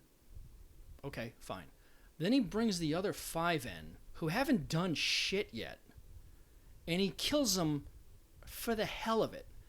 Well, what the hell did he let the drum demon live for? And never mind the fact that the Spider King was defeated, but it took like an entire company of dragon slayers, of demon slayers to do it, and they all died. Yeah. So just from a strategy point, if one of your lower moon demons, you need that many people plus 2 Hashiras to beat them, you just threw away a massive resource over a fucking temper tantrum. Well, how are you going to live for thousands of years and make all of these demons and stuff like that when you think like that? No. I got it. I didn't get it at all. Here's the thing. Here's what I got from it.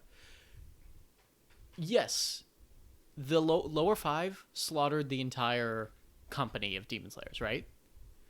It took Tomiko all of 12 seconds to kill him, and 2 swings of a sword.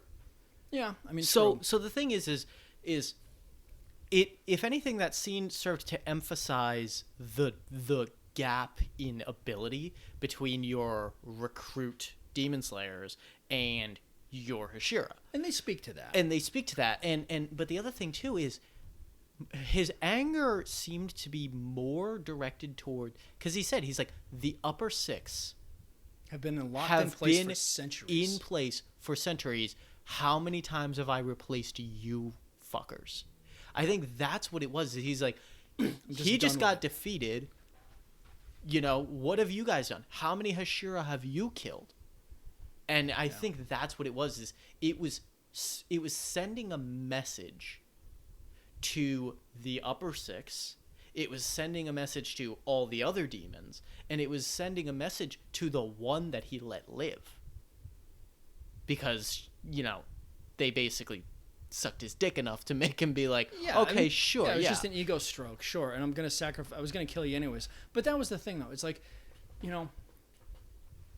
it's like you get Bennett, you're this uncompromising, narcissist, utterly ruthless monster, psychopath. even to other demons, that all you did was basically scratch the other guy's number off and fire him.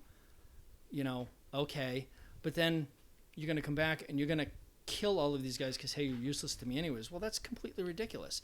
If they're going to die anyways, then just basically cut them loose in general population. Go out, do as much mayhem as you can.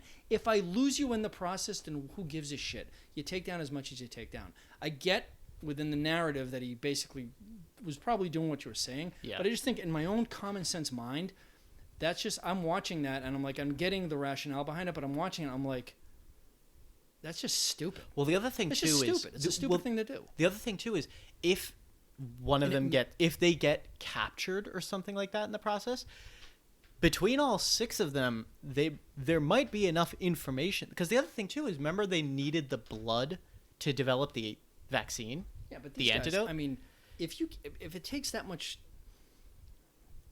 It seems like I understand that caught. These are resources that he has that they aren't pulling their weight, and they aren't, but it's at the same time they're dangerous to let loose. Yeah, but they're not, though, because he's always had the 6 lower moons.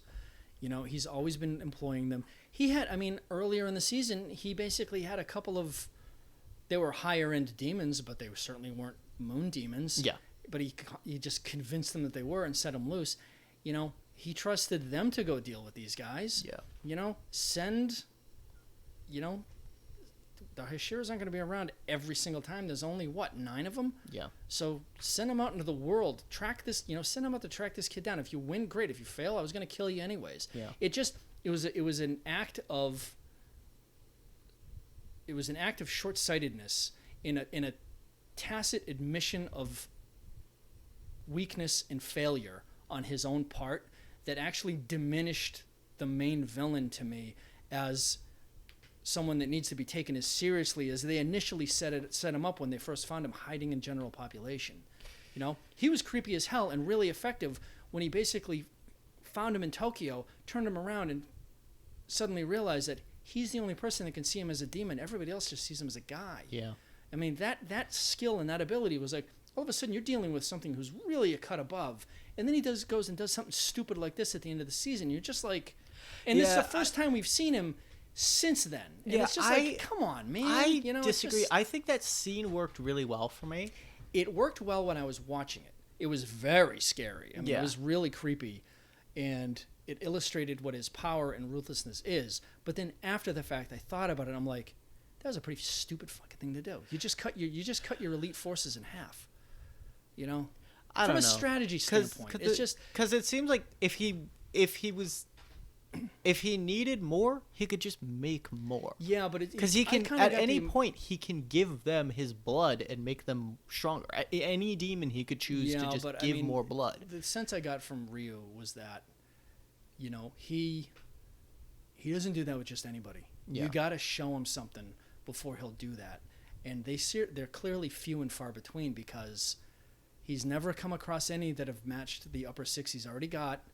And that lower 6, he may have rotated him in and out quite a bit over the course of over the centuries, but there's always only ever been 6 that have been good enough. So you can't just dump all 6 and go out and just buy yourself a new team. You know what I mean? Yeah, but I don't know. Again, I think it was one of those things like in the moment I was with it, but it's just again, and this is going to be a narrative thing. This probably is nothing. It's probably part of the core storyline from the manga. Yeah, it's just one of those things when I saw it and I thought to myself, I'm like.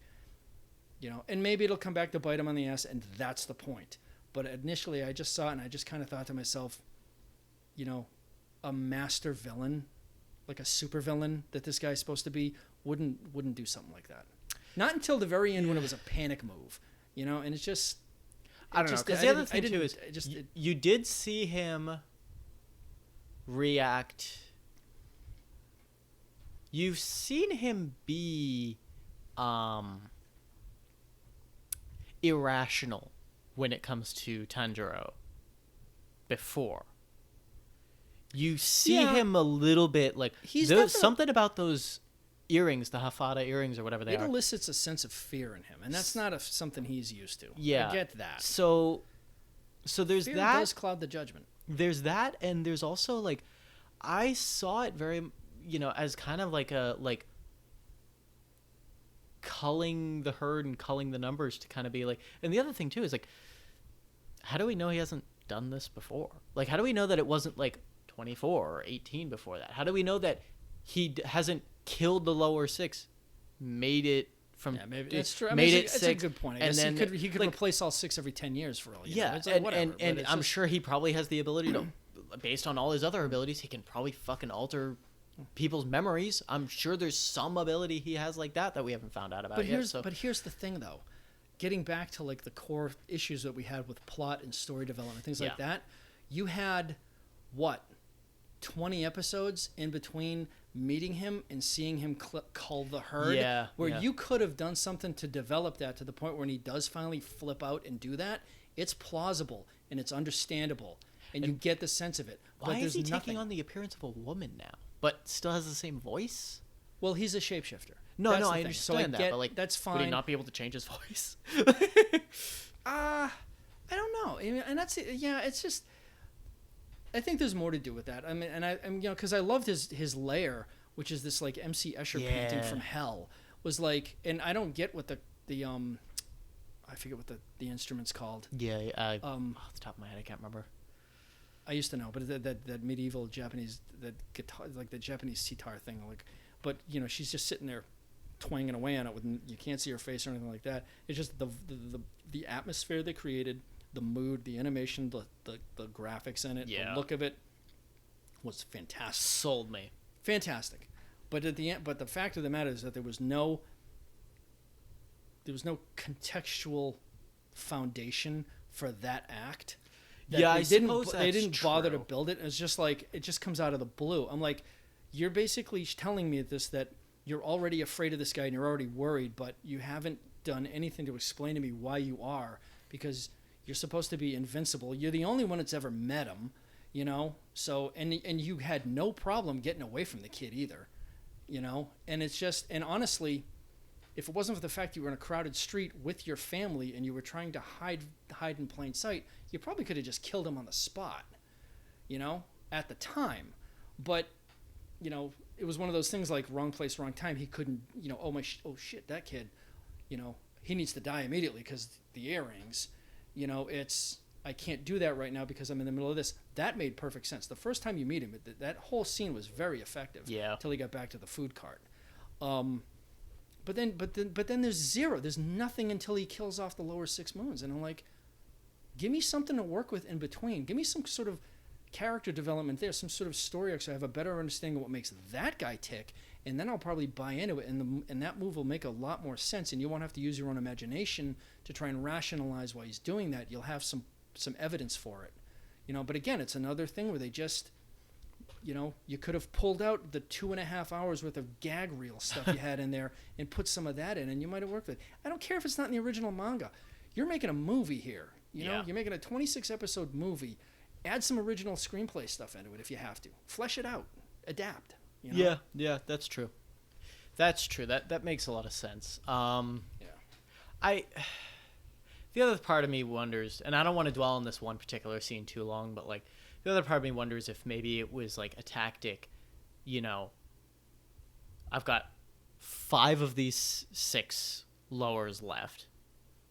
You know, they're not doing any good to me as they are, but if I can cull 4 of them and use the fear that instills in the 5th to gain a stronger ally, basically. Because I'm sure that blood thing seems like an extremely painful upgrade. Yeah, and extremely unpleasant. It's definitely not for just anybody. For that one to kind of be like, I'm sure that they're not exactly always like, oh yeah, hell yeah, give me more of that. Like every once in a while, you see them like, oh come on, give me some more power. It's like True Blood though. It's like once you get a taste of the actual blood, you want more of it. Yeah. You know, but it's yeah, I get it. It's like it's once you have it, you have to have it, but you don't want it to begin with. Yeah. Really. You wonder. So, I wonder. I almost wonder if like it was. If that was his plan, was to see which of them would be worthy for an upgrade. Does that make sense? Yeah, that actually it does. Yeah. You know, which of you are afraid of me enough to do this? Like, you know, to basically go on this suicide mission, you know, and you know. Well, if you want to crack the top 6, you got to do it somehow. Yeah, and there's that, and then there's that scene aesthetically was really. When you get it, and when he kills off the first couple of them, and you get a sense of. You get just a kind of a glimpse of like what he might really look like. That thing's an abomination, man. Yeah. That's like. Ick. Yeah. You know. Really effective. I mean, really effective. Yeah, they did. Yeah, I think the biggest issue was they spent so much time focusing on shit that we just didn't care that much about. Yeah. Instead of these fascinating characters, this interesting world, this deep lore, this crazy backstory, you get none of it. You get little glimpses here and there, but it seems like it's like it. I had a friend say that this was going to be this was shaping up to be like the next big, like one of the next big like many season long shonens. And after finishing it, I'm almost wondering if maybe that's because it's going to take 50 seasons for them to actually establish what the fuck is going on. Well, see, that's kind of the problem. It's like, and you get that with, you don't just get that with anime. You get that with television in general. Yeah, like, no. I know that you get these starting premises of this original source material, and you've got a cash cow here. And you know what? You know, anime shouldn't be any different. Isn't any different from any other aspect of the film industry. They're in it to make money too. If they've got something that they're like, you know, we can get 10 seasons out of this thing, you know, we got another Fate franchise here, you know, we got another Full Metal Alchemist that we can run with for years, blah, blah, blah, you know, then we're gonna milk this thing for everything it's worth. But the problem is that, you know, I think you've got story content here that's it's a closed loop. So the source material's done, it's wrapped up, and it's a cohesive, and it's a fully contained story. Once you outshoot that, then you're kind of on your own. Yeah. And I don't think, like I said, I haven't read the manga, but the sense I got is it's like you're not going to get 5 seasons worth of television out of it, plus a movie. But I think the sense I got, what they're trying to do is like whatever story they got, they're stretching. They're stretching it. You know? Yeah, I couldn't help but be. It wants to set up this epic saga for me, you know, because of how slow they've been taking it to this point. That's what I mean. But at the same time, it's like they want to set up this epic saga, but the filler that they're putting in is just borderline unwatchable at times. Yeah. You know, it's not borderline unwatchable. It's some of it's unwatchable. It's really just, I don't know. It bugged me because I was so looking forward to it, and I was so unimpressed. Yeah. Yeah. I mean, like, I didn't know until you mentioned it to me. I hadn't really paid any attention. I knew it was out there, but I didn't look at what it was or really pay attention to it. You know, I tend not to research stuff in advance of watching it. I might want to know what's it about, and that's kind of it. So I didn't have any expectations going into it. But just, you know, it got started off on the first foot really well, and it built up expectations in me that by the end of the season, it had really disappointed me in the expectations that it set to me in itself. Yeah, it sold me on, and it sounds like it did the same with you. It sold me on dark, you know, 1910s, 1920s rural Japanese horror. Gothic horror, in episodes 1, 2, and 3, you're gonna get a really good that then when it story / action adventure kind of thing. You know? When it finished on like standard shonen filler episodes, I was like, "Are you fucking kidding me?" But it wasn't the last like 3 episodes was like that. The last like 5, yeah, like it was insane. It was a 2.5 hour epilogue, man. It was like because the climax was the fight with the Spider King. Once that was done, once the fight with Lower 5 was done, it was like, yeah. I mean, once Ryu was dead and you learned his whole story thing, which was just really, it was the high point of the show. Yeah. So far, and because it was extremely effective. That character, like you learned, like not just him, but like his sister as well, all of them. You learn that whole dynamic, and you're just like, it was something.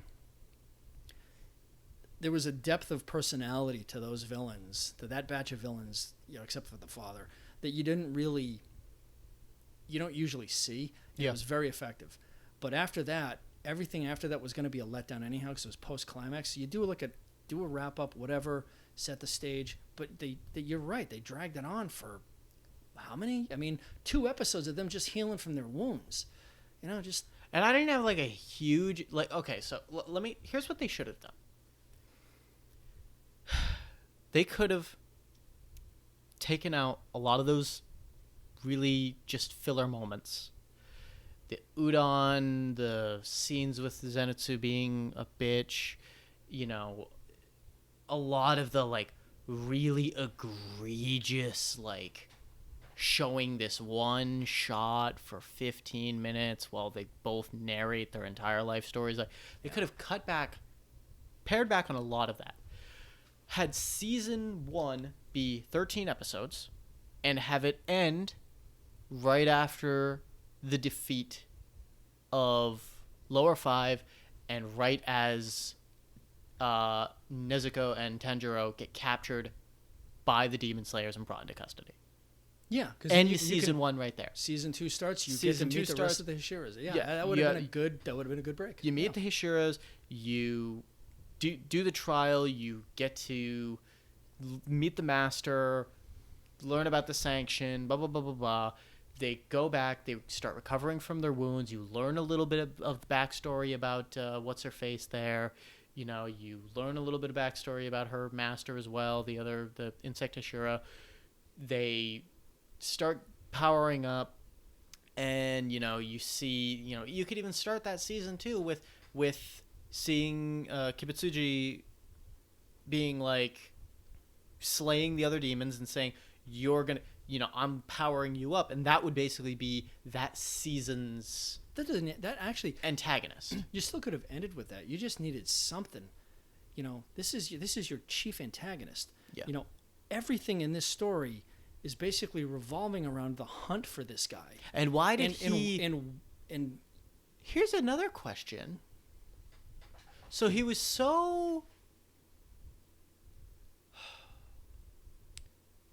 shocked and surprised to see those Hafuda earrings, right? Yeah.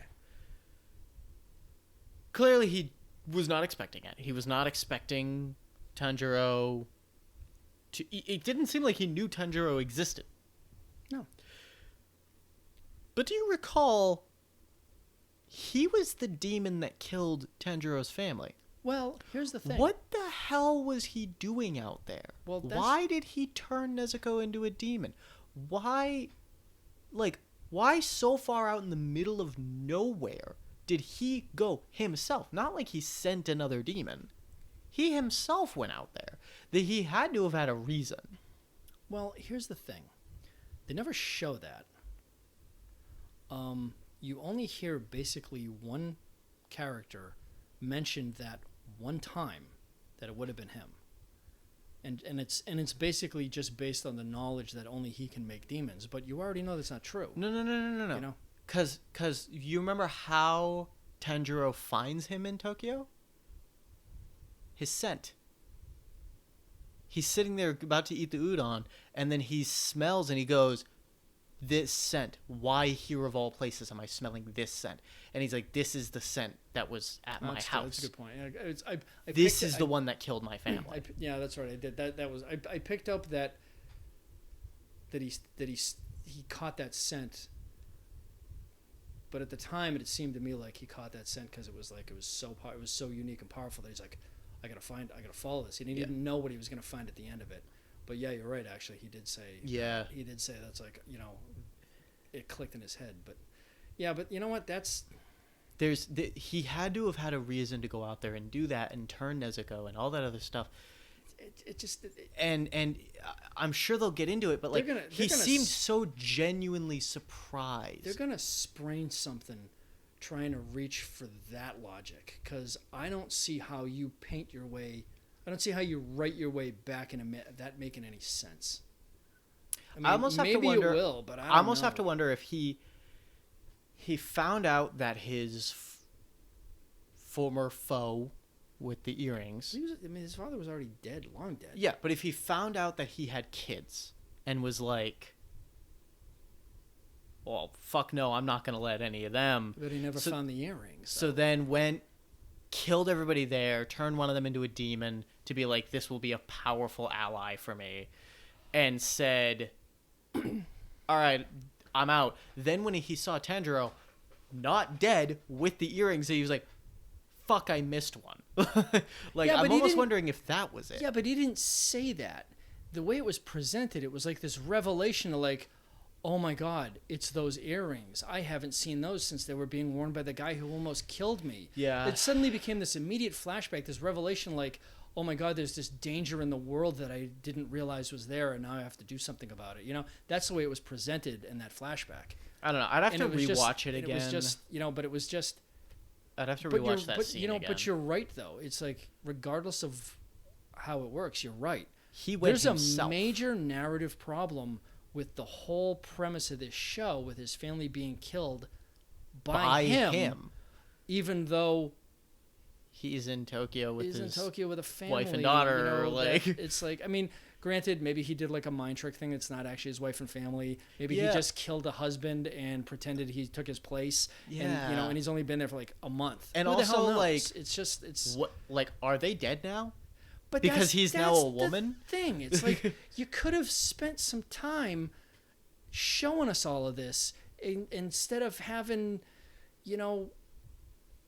Blondie and Boar's Head freaking out every 5 minutes for 10 minutes at a time. I mean, honest to God, if I rewatched the season and I took a stopwatch, basically just took a watch and timed the amount of time that they spent just doing all of those, like, almost kabuki style comedies, and then total it up, it'd probably be a couple of episodes worth of it. Yeah, and that's why I was saying, if you had done 13, 14 episodes, boil it down, ended it with the Spider Demon arc, could have taken out some of the earlier stuff. Honestly, I don't know. I guess the Shadow Demon was kind of important, but like you could have taken out some of the less important scenes and the less important characters and arcs and stuff. Make that end right after he gets captured by the Demon Slayers, and then start the next season with him healing and meeting the Master and all this other stuff. It would have been a more compelling show. You could have it wouldn't have dragged so bad. You could have gotten rid of a lot of the really unnecessary, over-the-top kind of comedy and stuff. You could have fixed a lot of the pacing issues. Yep. You could have had another season immediately as a follow-up. That would have, instead of going immediately into a movie. Yeah, you know what? I didn't. You're gonna shoot yourself in the foot doing that. I got to tell you, by the time it was over and I look at that and I saw the click on it, it's like I didn't catch immediately that they were going to do it as a movie. I thought it was like second season. No. But I get if you're going to keep that story contained to the train, okay, fine. Yeah. Make it as a movie. But honestly... But that would have been better to do 2 seasons than a movie. But honestly, though, let me, depending on what's going to go down on that train, do you really need to do it as a movie, or could it just be the first 2 episodes of the next season, and you can get back into telling us what's really going on? Yeah. Or are you doing it because the Heaven's Feel shit was really popular and made a ton of money for the same studio? Yeah, well, I mean, that's the thing, though, is like, Fate is a way bigger following. But like that's a way bigger following. You know what? But that's what I'm saying, though, is that, Twilight made whatever studio it was a shitload of money, so they were the first ones to bid for the Hunger Games, and they tried to turn it into another one of those. Yeah. Didn't go so well. Ufotable could be, they could be falling victim to the exact same financial considerations. Look at the grand slam they've hit with Fate, the movie trilogy for Heaven's Feel. Hey, well, we got as big a possible brand here. We got a tentpole series here too. Throw a movie out for that as well. Yeah, they don't own the rights to. I wonder who owns. I wonder who owns the rights to. I should have researched this before we did this, but I wonder who owns the rights to Demon Slayer, because Type Moon owns the rights to Fate. That's why so many different animation studios have made it. Right, but Demon Slayer, there's only the one anime season, and it's done by Ufotable. Yeah, but they don't have any other spin-offs. Right, but if the strategy works for one studio, it'll work for the other. But they're just getting started with this. If this thing is a big hit, they're going to... the format isn't that you can take the same premise, add new characters, and do a whole new, Fate universe kind of thing. Yeah. But who knows? When I saw the very first 2 series of Fate, I wasn't thinking along those lines either. Yeah.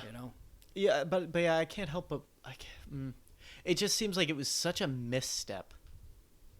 It seems like it was a real misstep to do it this way and go right into a movie after 1 season.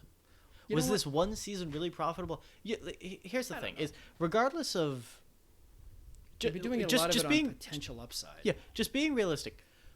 Most viewers of an anime series, that especially Western viewers, don't get the opportunity to see the film when the film comes out. Whenever there's a spin-off movie, most of the viewers don't have the opportunity to see the film. They can see the series because it's on streaming services, but the films don't come to those streaming services very often at all. I know Konosuba, something Crimson, whatever, the Konosuba film did come to Crunchyroll. I'm actually going to be watching that soon. But that's the only one. Like, none of the My Hero Academia movies came to streaming services that I've known of. None of the Fate movies have come to streaming services. Like, what the hell are you doing? You have to wonder, is the money really in the movies or is it in the series? I don't know. I don't know how the industry works for that point of view. I don't know where the money comes from. I don't know where the financing comes from. I'm not in the business. I don't know. Seems like you're going to generate a lot more of an audience, and you're going to generate a lot more good press for yourself by doing another series before you immediately try to turn. Well, this could be very well something like, we've done the first season. We're gonna carve out the train fight, the Infinity Train set piece, as its own movie, because it's going to be this big self-contained thing. Yeah. And then, when the second TV season comes in, we might actually just jump right back into it, to a storyline that was running parallel to the Infinity Train fight.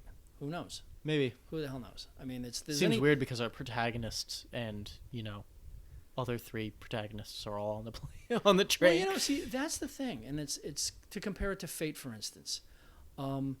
You generally start off with a single protagonist, but honestly, they've spread out the character base enough that,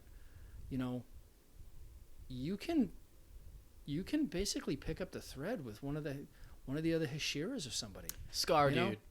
No, but that's what I'm saying. No. No, but I'm saying one of them, or you could even, you could even, make the demons the main characters for the next season and follow it from their perspective. There's a number of things you can do with it, really, narratively. And maybe, I don't know, I'm spitballing here, but maybe they're going to do something along those lines with not let the first season's main characters, because they're going to be busy on the Infinity Train. Honestly, anybody who's read the mangas is screaming at their computer right now. No, you idiots, it's this. Yeah, I know. Great. We're watching it, we're speaking of it strictly from the perspective of a film review. I haven't read the source material.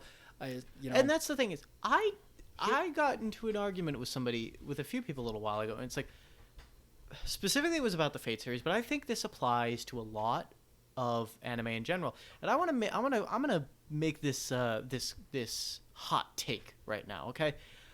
I shouldn't be required or expected to have read the source material in order to enjoy the anime of something. If there's an anime adaptation, it should be its own self-contained thing. I should be able to watch it on its own and get the story from it. Now, if I want more context or if I want more of that material, fine. There's this other material that's out there. Fate does that just fine for the most part, with the exception of the Heaven's Feel movies, which rely on you having seen the other, Blade Works and Stay Night, things like that. But with the exception of that, I could watch Unlimited Blade Works on its own and be completely content and have as much context as I need to understand it. But if I go, I really kind of want to know what's up with this. This question's kind of nagging at me. Then I can go watch the other spin-off. But here's the thing. That's animated as well. So if there's some question that I really don't have the answer to, all right, then I can dig into the materials. But I shouldn't be required or expected to do that just to get a full story. If it's going to be an adaptation of the manga, then it's going to retell the story, but in an animated setting. Yeah. Okay, fine. So then there's no, you can adapt it, you can make some changes to it, you can add some stuff, you can take some stuff away, whatever.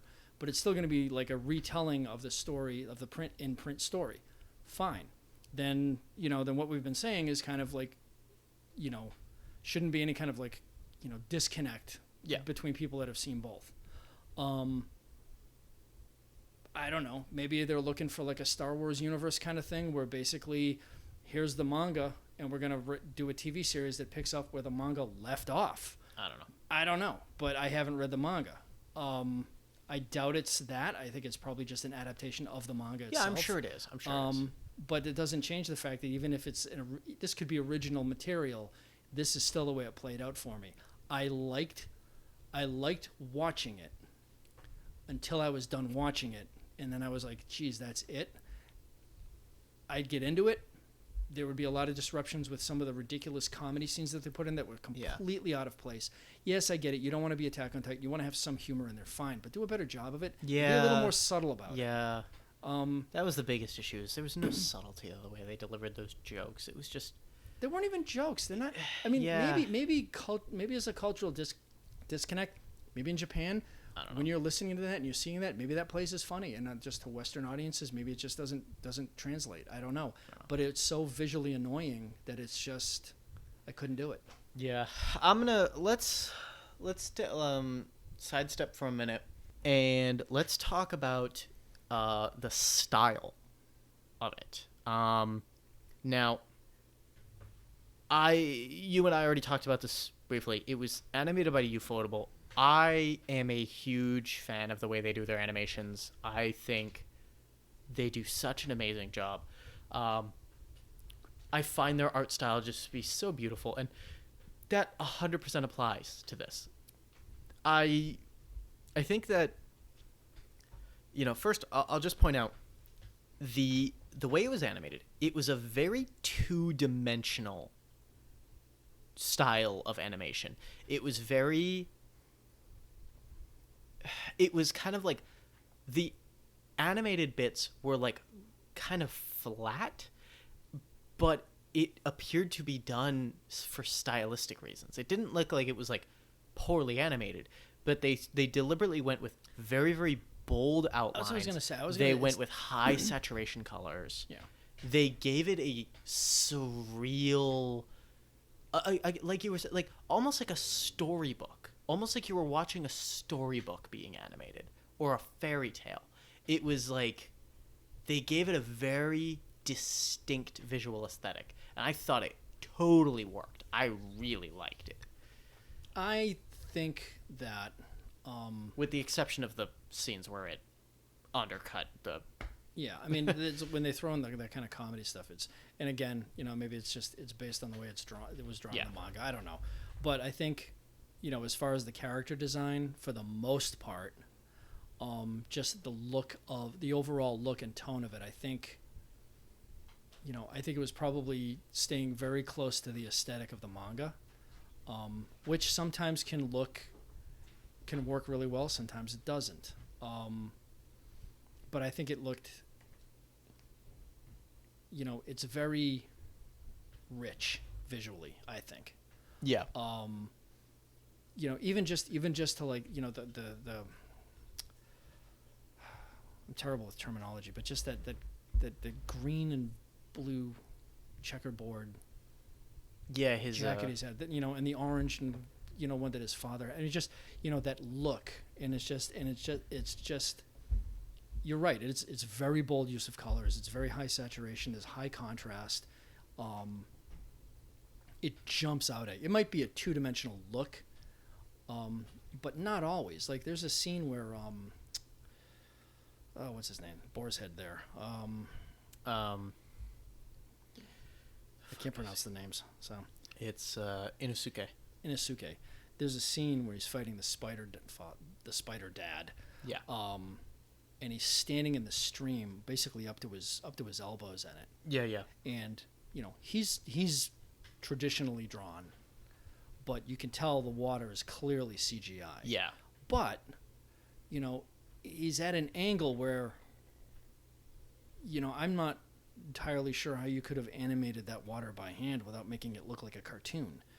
So they went CGI instead, but it looked like he was standing in water that was flowing past him. Yeah. That added, there was depth to that image, and it's just, and I think, I know you had some issues here and there where the CGI just seemed to get a little too overwhelming. Yeah, I'll get to that. There were only one or two scenes where I looked at it and said, I'm looking at a computer animation. For the most part, I thought they blended it really well to the point where I couldn't necessarily tell. And Ufotable does a good job of blending. Yeah, and I'm sure they do. And, I'm sure all the spider webs were probably CGI with the way they moved. It'd be kind of hard to hand draw something that thin and that straight that moves like that. But it blends really well. I think we live in an age where, technologically speaking, for the most part, you can kind of mix them well enough if you have the budget for it. Yeah. The only scene I ever remember seeing that I looked at and I said, "Wow, that looks like a computer," there was a scene of the train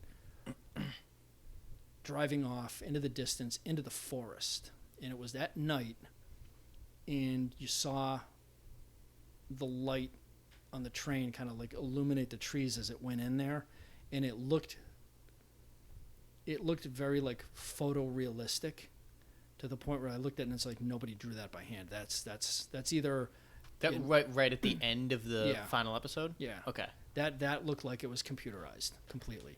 The scene where he's doing his father's doing the fire dance, clearly that was a green screen layover of a person doing that actual dance, because you could just tell by the way they moved. The smoothest of their movements and stuff was like they used to call it rotoscoping.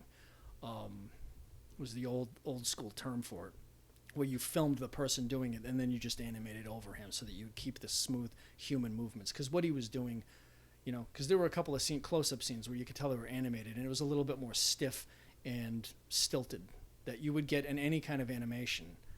But when you showed that from a distance, you could tell that was like the smoothest of that movement was something that was run through a computer. It's just, but I didn't care, because visually it maintained the look of the scene, and you know what, the dance, it was a smoother dance. It made sense. It's like I don't have a problem with that. Yeah. It's when it's supposed to look like it's a part of the scene and it breaks out of that because it's not animated well enough on the computer. Yeah. That it looks kind of crappy. And I had a few moments like that for myself, personally. And I think your standards on it are a little higher than mine. I think your your ability to spot it is a little sharper than mine. I visually, in terms of straight visuals, and regardless of my opinions of some of the design choices they made, I think in terms of straight visuals, I think it's excellent. It's you can't like it or love it or hate it.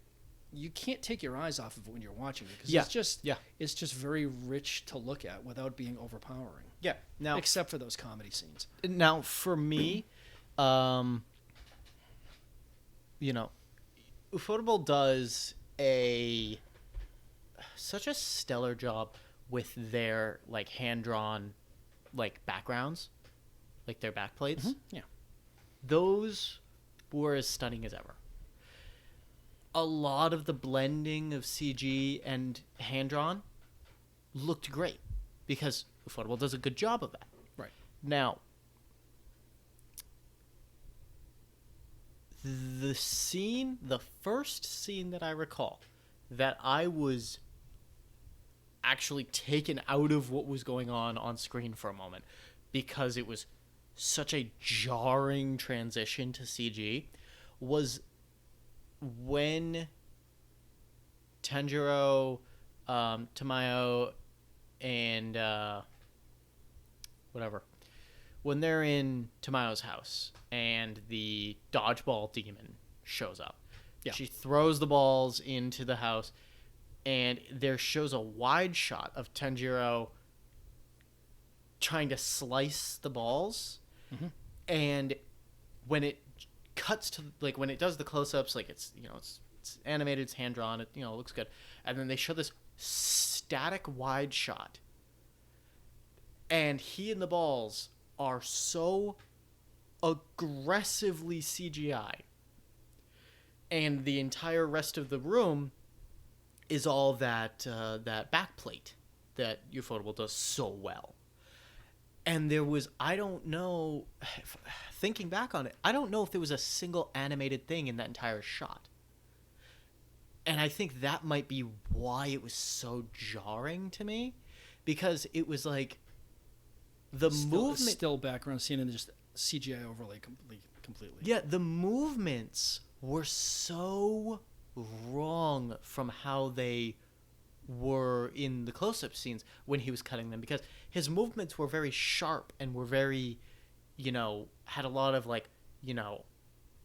his sword would move in straight lines and right angles and things, and sharp angles and things like that. And then when they cut to the static wide shot of him that was all CG, it looked like it was made of rubber. It was like it was all this like weirdly fluid movement that didn't match at all with like how he was fighting a second before, and it just tore me out of it. And I had only like a couple other scenes that were like that, like the one spider demon whose aesthetic didn't really work for me that I was talking about, the one that was just like the head with like the full spider body, the little brother. Yeah, the little brother had all like the spider body was entirely CGI, and the head was animated, so it looked a little bit weird because it was an animated head on a CG body, and it was like, okay. Yeah, I mean the body on that it had a completely different texture to his head. So there's that. It was a little weird, but it didn't bother me a ton because it was kind of just like, it wasn't. There weren't any really complex movements in the shot. Plus, it didn't really reduce the creep factor. No, it didn't at all. It didn't at all. It was just when a character that up until this moment we'd only ever seen hand animated, all of a sudden got turned entirely into CGI for like a second and then turned right back again. It was like, whoa. Well, you know what? I mean, I don't it was like a jump scare. Yeah. I mean, I don't have the technician's eye for it that you have. Yeah. I didn't notice it.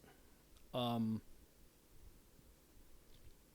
I don't think it was on there long enough that it really bothered me. I didn't even honestly pick up on it. I picked up on the balls of CGI. But honestly, I think, you got to be realistic. I mean, to animate that kind of action by hand, even with a little bit of computer assistant, is a shitload of work. And it takes a ton of time. In practical realities these days, or if you want to get this thing put out in any reasonable amount of time with any kind of decent budget, you're going to have to computerize some of it. Yeah, and it's not... And honestly, I'm sure there's a lot more in there that was CGI'd that was done well enough that you didn't pick up on the fact that it was. Oh, there was a ton that I could tell was CGI because of this specific, distinct look that it had.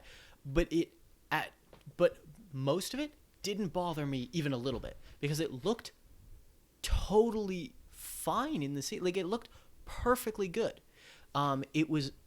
It was really that scene, and like I think there was like one or two other quick little scenes where the characters like in one shot transitioned into CGI, and then in the immediate like the shot right before and right after it was animated. And it was like there was a couple of scenes like that caught me off guard, that they just, for whatever reason, because the art style they chose is so 2D, that when they did this 3D CGI render of the character, it looked really jarring. Gives them a totally different texture. Because it looked really wrong. The shadows were all wrong. The texture, the depth, the color, it just looked totally different. I think I'm gonna have to go back and take a peek at that, because I didn't pick up on it the first time because I think I was busy watching the action, not watching the actual picture, if you will. Yeah, no, I get what you mean. So there was that, and then but most of the time it was fine. Like the only other big example that I have to go off of is like the Ufotable's use of CGI in like the Fate movies and shows, and like they blended a lot more smoothly because the way they animated the characters, they animated them with a lot more depth. Yeah. They had a lot more attention to the shading and the detail and things like that. They didn't go with this much and I say flat, but I don't mean it in any way in a bad. Like the flat animation style aesthetic works so well for this because it like it makes it feel very storybook. Whereas in Fate, they went with a more in-depth, more detailed style. A greater focus on realism. Yeah. You know, so that's why the CG blended a little bit better in Fate than it did in this. But, you know, with the exception of those couple of shots, I don't have a problem with it. I mean, it was that the sword strikes, all the sword attacks, like with the water breathing techniques and stuff like that, were stunning. They were really, really beautiful. There's definitely, when, you know, the effects shots, I guess, if you will, like with the water dragon, yeah, you know, there's the blood webs, the fire. I mean, just the, you know, the thunder and lightning shots. I mean, all of that stuff. I get like the symbolism behind it. So when it suddenly floods the screen with something that, you know, isn't actually there, it's just a visualization of the technique that he's practicing, that he's performing or whatever. Yeah. You know, it isn't one of those things where like, oh, that's just ridiculous, whatever. You know, there's an element of like the supernatural to all of this anyways.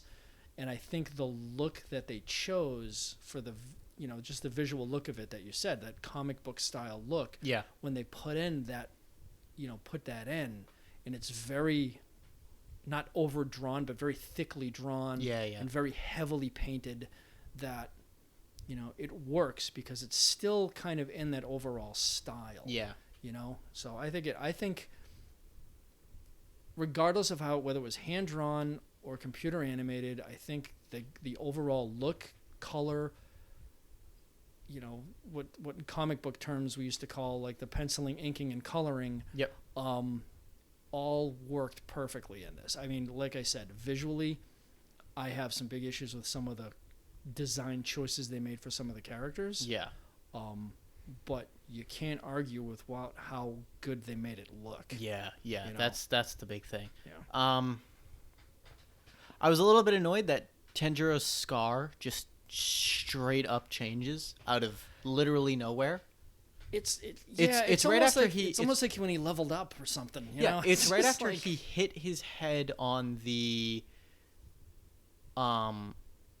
tree when the arm demon during the selection process throws him into the tree, and it cuts his head, and then, you know, he's got blood over his scar, and then when you see him when he gets back, he's got the bandage on it, and then the next time you see him without the bandage, his scar looks totally different. The only thing I can think of is like initially it was a birthmark and then it turned into a scar. In my own mind, just to like, it's either a really obvious, you know, continuity break, or, you know, it was a birthmark that he smashed, got cut up really bad, and it's turned into a scar. I mean, that's the best I could come up with on it. But yeah, it's not even drawn slightly different. It's a completely different thing. Yeah. Just in the same spot of his head. The shape is completely different. The color is completely different. Yeah. The texture on it is completely different. Yeah. The thing that pisses me off is like it's like a solid like semicircle on his head, and then when he gets the new scar, there's like it's like a jagged skin thing right where it used to be a birthmark. Yeah, it's like there's part of it that like looks completely normal that used to be in the location that his old scar was. I don't it's get like, it what either. What the fuck is going on? And like, and he's got this like weird concrete skull and like. Yeah, what's at the battering ram head? I mean, that's just like, I mean, to the point. Maybe it could be just one of those like, you know, quirky things they put in there. It might not. To the point where he gave like at least two different characters concussions with his head. Yeah. Three actually. There was the demon that he was fighting, the first demon he fights. Yep. That he smashes his head against the demon head. Yeah. Knocks him cold. And like throws him off. And then there's Inosuke who he actually just gives a concussion to. Yeah. And then he does it again to he does it again Kill there. to the Hashira. Yeah. And then like he hits his head on a few other things, like he hits his head on the arm demon to like deflect his blow, and like a few other things. But like that, like those 3 instances specifically, like you have characters actively talking about, holy shit, why is your skull so hard? Yeah, people comment on it. It's like that's got to be a thing, because it like, I mean, even within the context of that world, that's not a natural thing. No. You know, it's like, it's weird. But yeah, I mean, the whole thing with his forehead, it's true. I mean, it does, initially it looks like a birthmark, and then it turns into a face tattoo. You know, it's just, it's, I don't get it either. And it's never mentioned, so I don't know what the deal is.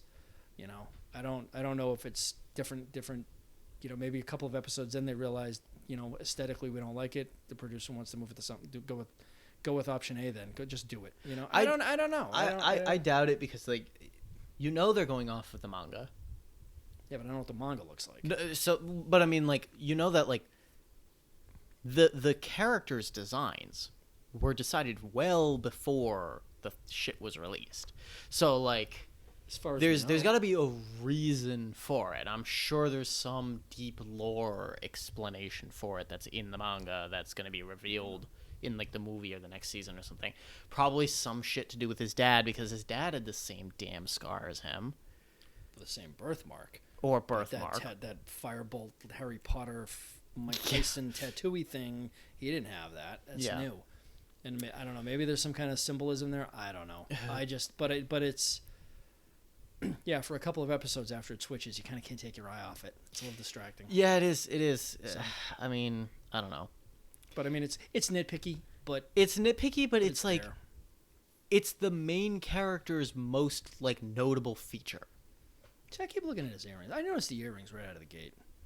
I kept forgetting that his earrings existed. Well, he wore them.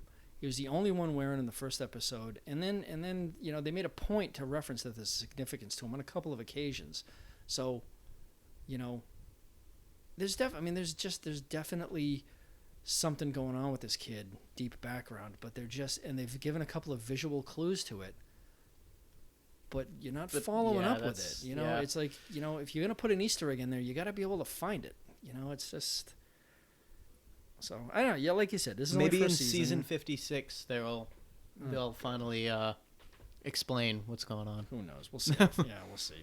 But maybe in 2030 we can look forward to that.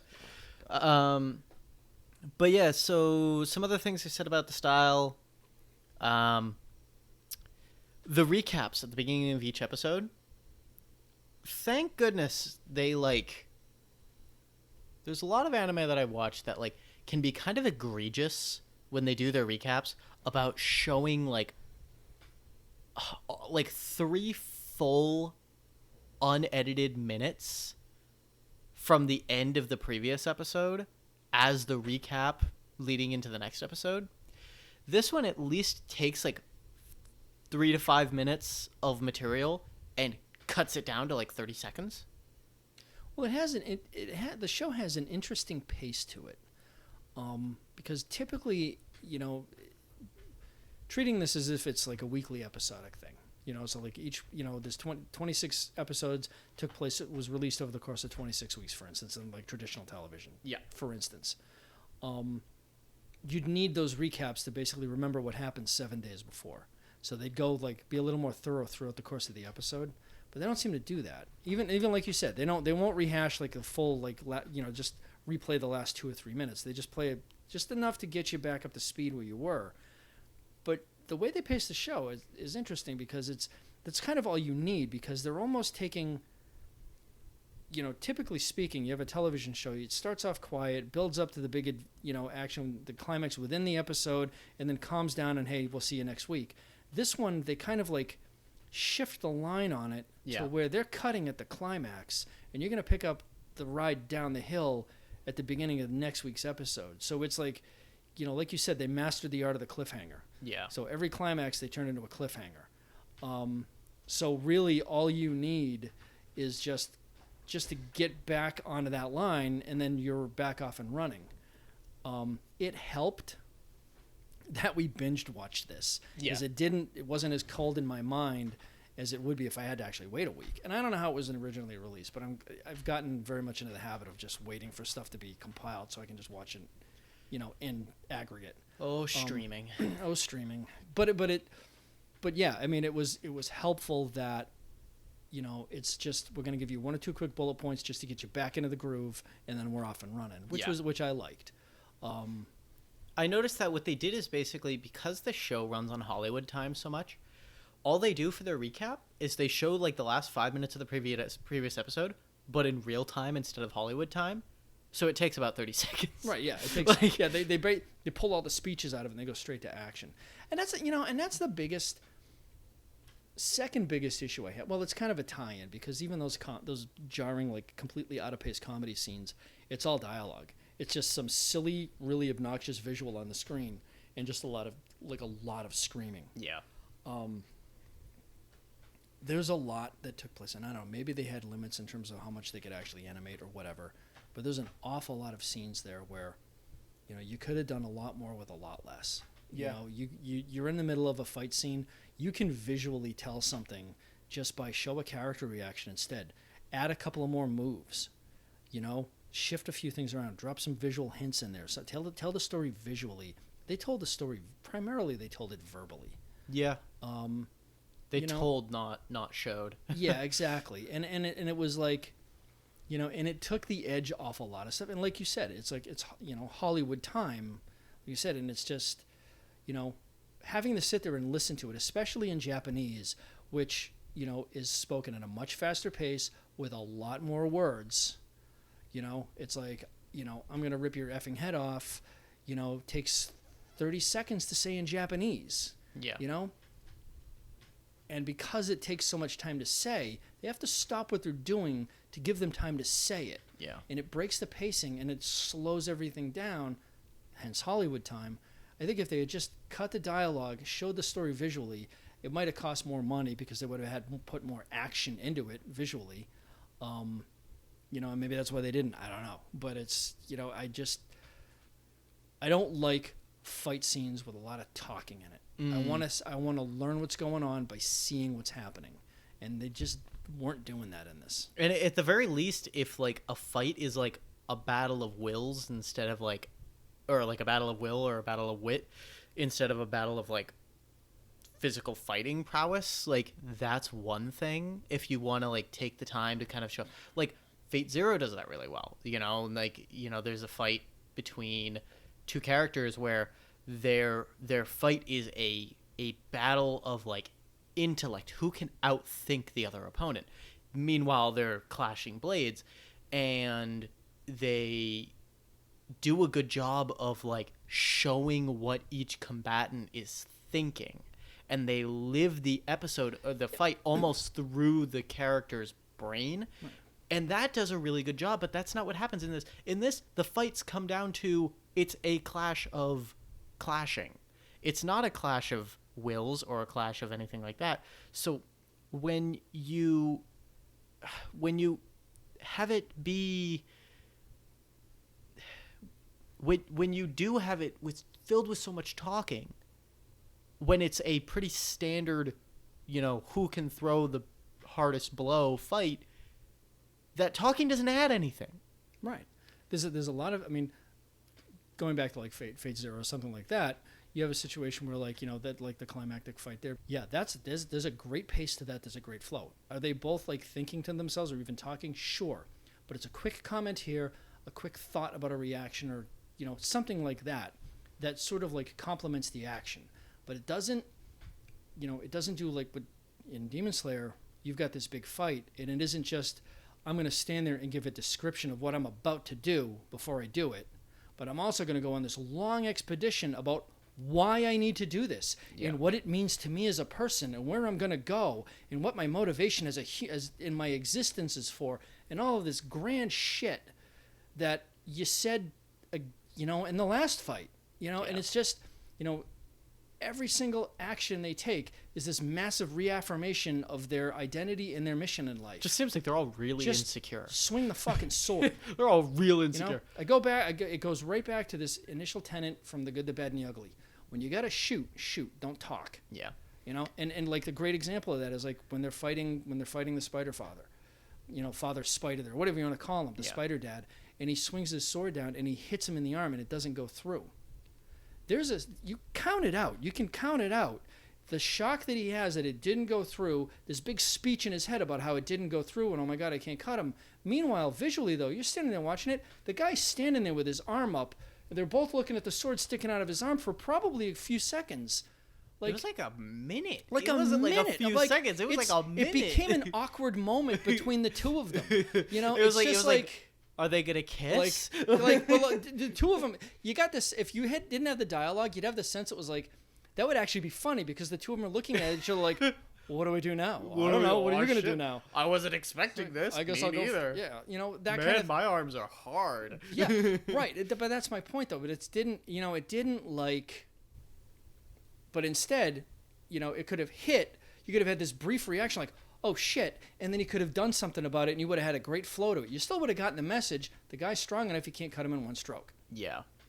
Yeah, and I also I do have another comment regarding the style and like the way the fights are done. What I noticed is, so I watched the first 11 episodes by myself. Then you and I got together and we rewatched the first 9. Well, I watched the first 9. You rewatched them. Yeah. So right. So we did the first 9 together. So I rewatched the first 9, and then we kind of went our separate ways and watched the remainder on our own. So when I rewatched a couple of those fights, especially the early fights, they were like. When I was rewatching them and I already knew what was going on and I didn't need to take notes and I didn't really need to pay super close attention to record what was going on, the fights really weren't very good.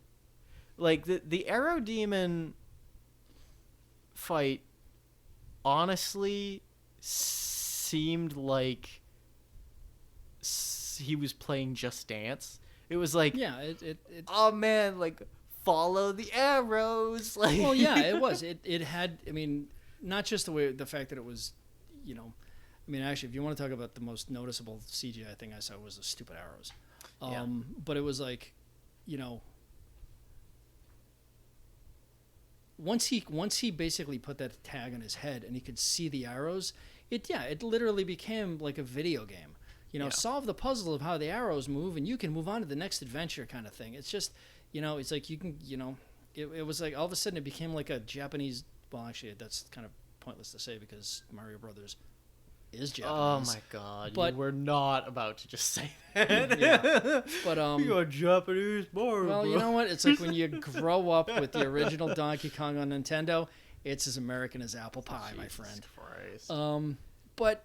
But it did. It just all of a sudden I'm like, oh, it's just you learn the video game cheat on this and you're gonna beat this guy no problem. It was like, come on. The other thing that was fucking stupid about that fight was so he puts on the thing so he can perceive the arrows, right? Here's my question: the arrows aren't a physical thing, right? It seemed like at times the arrows weren't actually the arrows for the most part seemed like they weren't a physical thing because there was the scene right after he decapitates the dude where it shows him in midair and he's got the arrows sticking out of him pointing in multiple directions, which that was stupid because all it did was fling him around. I thought that meant he was going to be torn apart. Right. That's what I thought. Too. A far more intimidating thing. Yeah. So there's that, and on top of that, there was clearly the arrows aren't physically there. How the fuck did the arrow wrap around his arm and then he unwrapped it by just doing backflips? What the fuck was that about? Breaking off into cartoon physics for a minute. The impression I got is that he has the ability to use the force, as it were, to manipulate gravity, air currents, whatever thing you want to translate into that gives him the ability to physically shove people around like that, fine. But if you're going to basically cast some kind of spell to give him the sight to actually see this stuff coming, like bullets in the Matrix. Visualize it better than just drawing fucking arrows. It was such a short. It was like, despite some of my issues on some of the decisions they made, I've been saying they put the production quality of this thing, the effort, everything looks really great. I will say that's the one scene where they clearly half-assed it. Just draw red arrows. Give me a break. It's like... No, Pat, you don't understand. He was the arrow demon. That's why it had to be arrows. What else were they going to call him? See, it's like... Even that... He had arrows on his hand eyeballs. Yeah, obviously. I thought the impression I got from that was like that was just basically how he learned the direction to follow them, because it was a tracking thing. But whatever. Fine, call it whatever you want. But it just... Like you said, it looks silly. Because, now it does look like he's unwrapping a ribbon of an arrow off of his arm, rather than basically countering the force of whatever natural force is being applied against him to make him move that way or break his arm, and he's countering it. Draw it better. You go back to CGI and use it to at least disrupt the image so you can get a sense of the force being applied in that spot. Something, anything, I don't know. Yeah. But don't draw a big red arrow. That's just stupid. Again, though, when you're just drawing it on a comic book, especially a black and white one, it's awfully hard to shade that in that it makes sense. So he probably did just draw an arrow to show motion. Well, you don't put that directly into something that actually has motion. Yeah. It just, ugh. Yeah. So there was that. Also, some of the later fights, this bugged me a lot, because choreography... as I established in the intro episode, I studied filmmaking. Choreography is a huge thing. My area of study was in cinematography and camera work. Mm-hmm. Choreographing fight scenes has always been something that has fascinated me. Yeah. I love nothing more than a well-choreographed, well-shot fight scene. Now... Some of the fight scenes in the later part of the series, some of the really good fight scenes even, had these issues at times where they would show they would show certain moves and attacks and things like that from like a bunch of different angles from all around the characters. Okay, that's all well and good. But if you're going to cut from one angle immediately to another angle to like show like one move, then the positioning of the character needs to match in the two shots that are immediately consecutive to one another. Yeah. And I cannot tell you how many times, I should have counted it. I should have like been taking tallies, but I wasn't. I can't tell you how many times there was fight scenes with characters where like in a row, they would cut between like 6 different shots for like a character like doing like a particular like combo attack or whatever, and then like 4 of the cuts would not match up pre and post cut.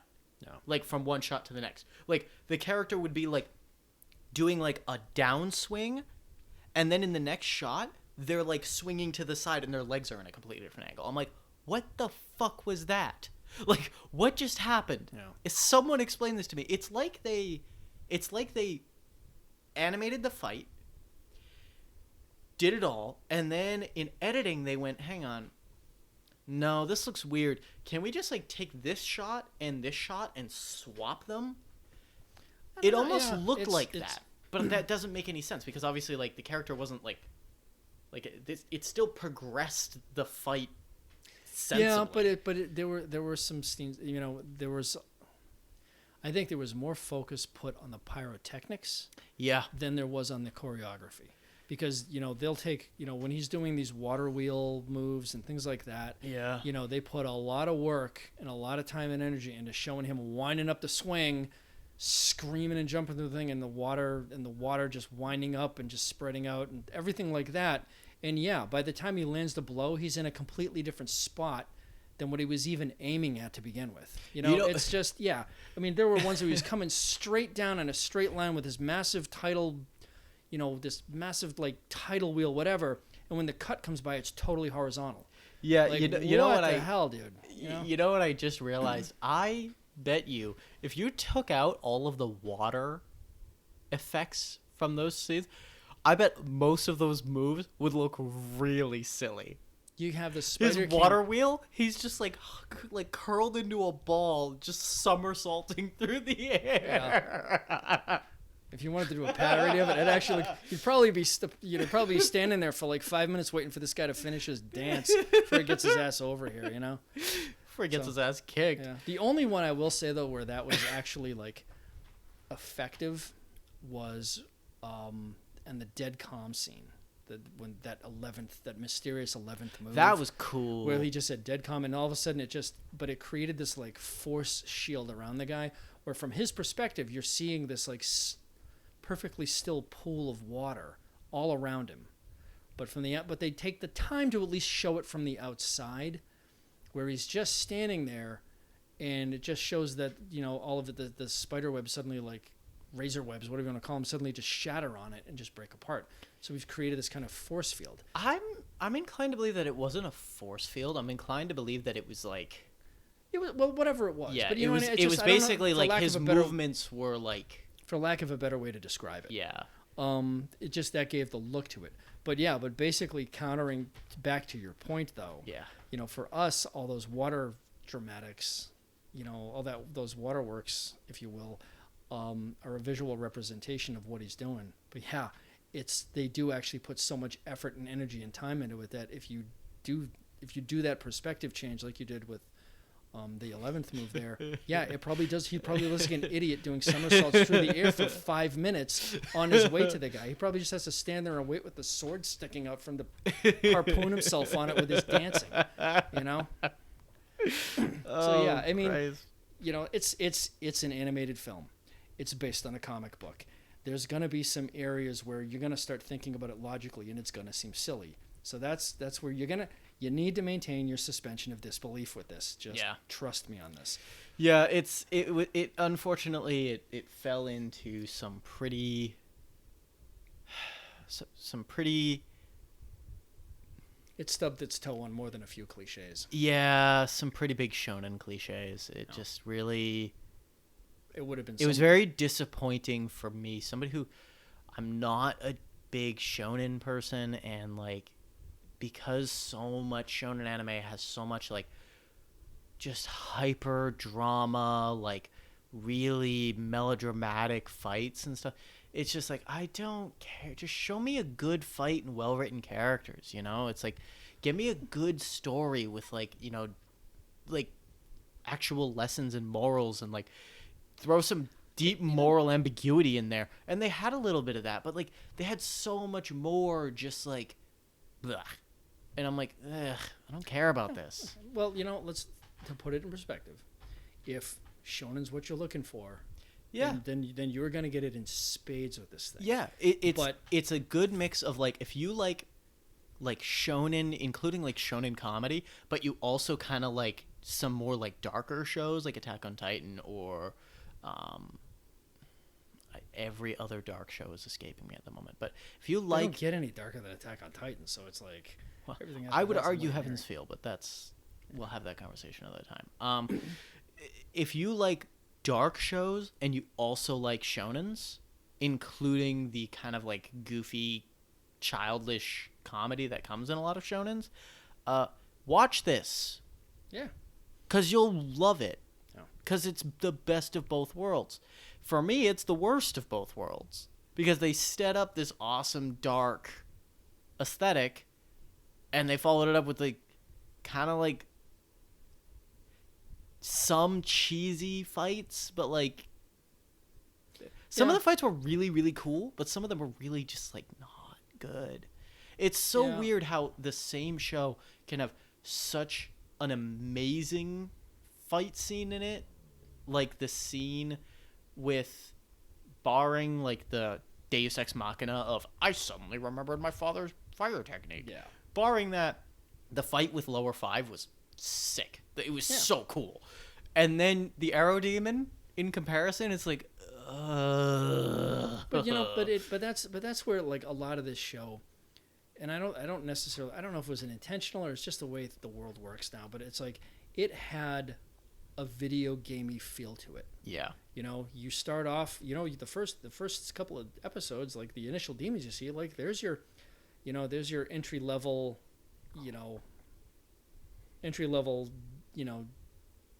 demons, if you will. And you beat them and you can level up to take the stronger demon. And by the time you get to the last demon you're playing, now you're going against, the Donkey Kong himself, and it's just, and it's like, so there was like this level up kind of like vibe to it every time you beat a demon.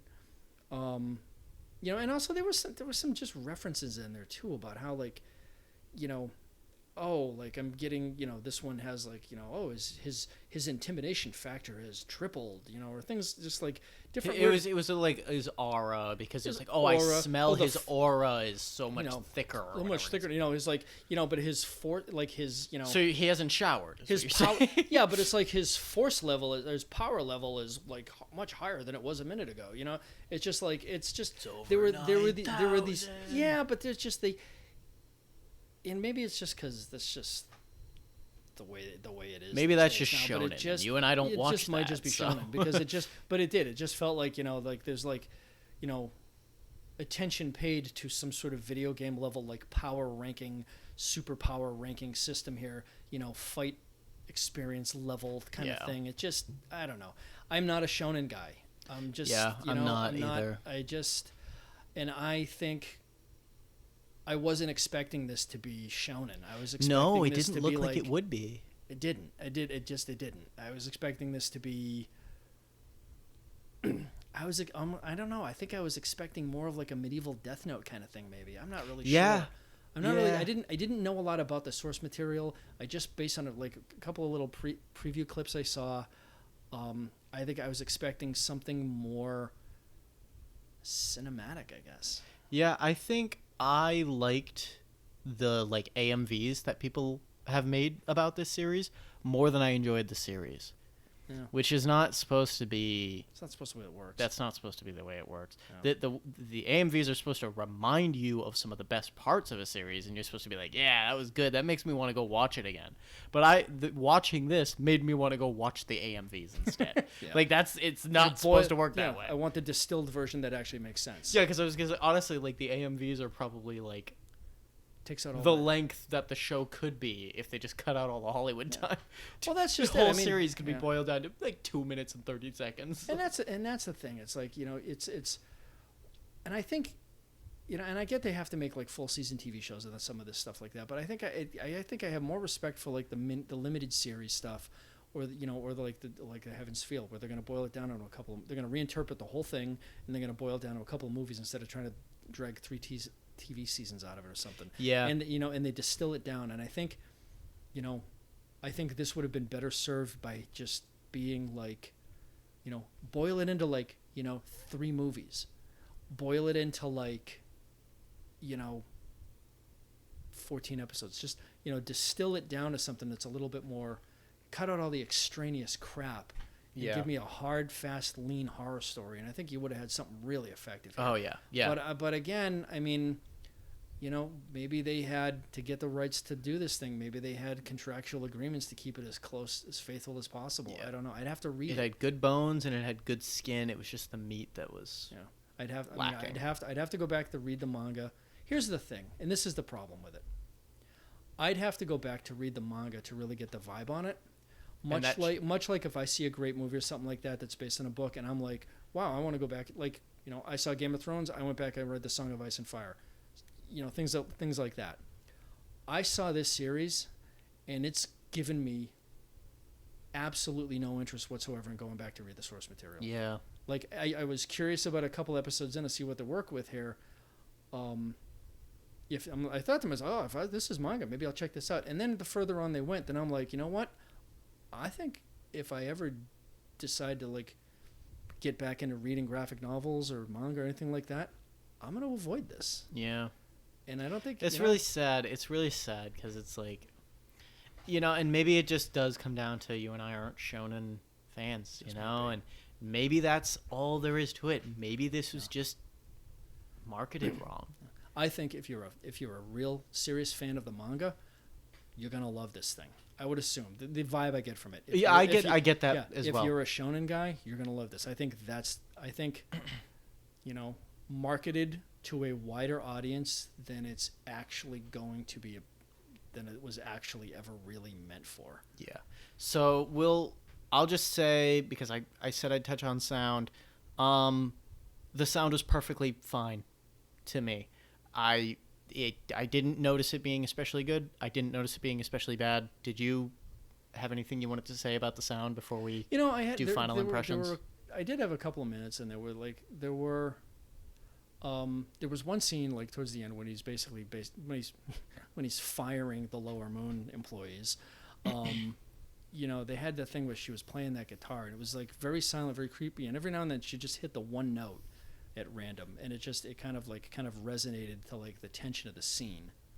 But the drum scene was similar. But actually, that's the big one for me that really hit it, because there's really nothing going on. There's no presence of anybody. You're not sure, and then you hear this one little drum hit, and all of a sudden the room immediately changes. And I think, again, like cinematically, that's another moment where like they really, you've got the makings of a awesome horror story here, because he's standing there, no pyrotechnics, no like dramatics, nothing. He's standing there. You hear that drum, and immediately he's standing in a different room. No idea what's going on, and it's just, now that I think back, and it's just that in total silence, and you just hear that drum, that just one beat, and that shrill kind of just like one pop of the drum, and it just after the first one, just viscerally, it just implants on you that that it just starts building the tension, because you don't know what's gonna be in the next room. When's the room gonna change?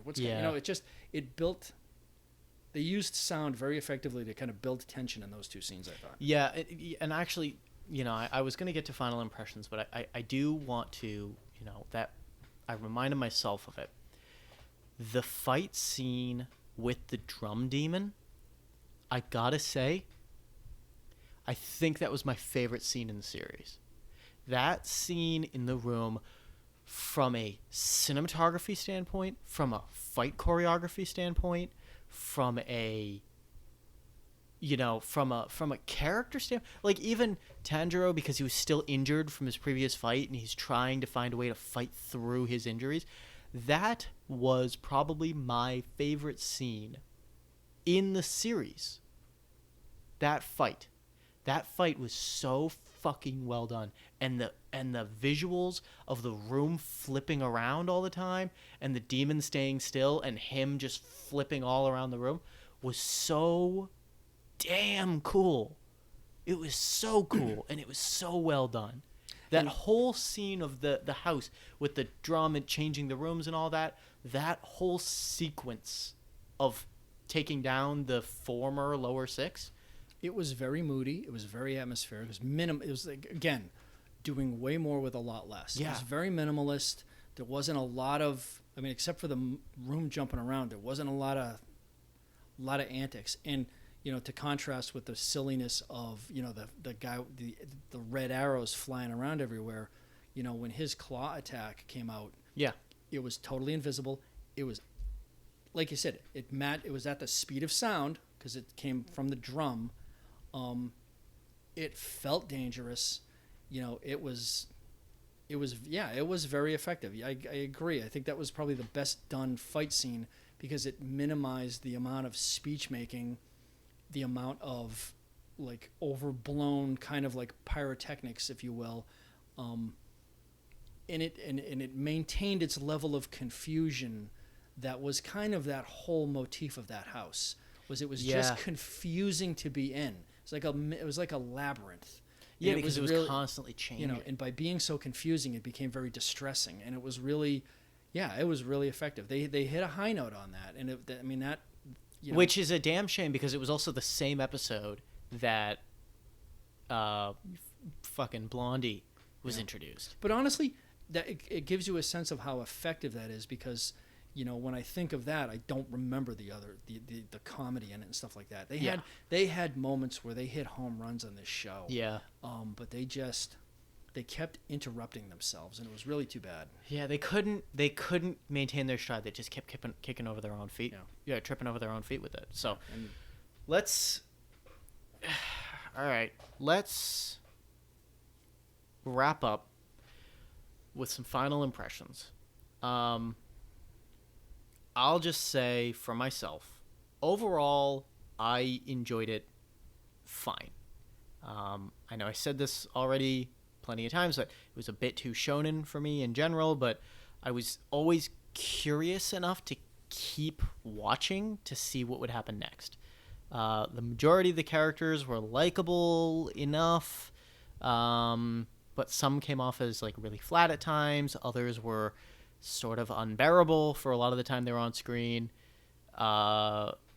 And I guess as far as a recommendation, I would recommend it to shonen fans, or people who like kind of like a supernatural mystery action show. Like, I mean, what would you say as far as your final impressions? I had a few different thoughts on it. It's my initial impression right out of the gate was that I was disappointed. I felt there were a lot of lost opportunities on there. There was enough there to keep making me curious about what does this mean? Who is this person really? Where's this, where do they come from? Where do they go? Yep. What's going to happen? What does it mean? A lot of things like that. But by the end of the series, I was left with the impression that a lot of those questions are not going to be getting answered, especially with the follow-up being a movie, which is going to be about 2 hours long, and it's going to be mostly a giant fight on a train. Probably. I don't really see how in-depth they can get. So it means you have to wait for whatever comes after the Infinity Train arc that you're going to, before you meet the upper six.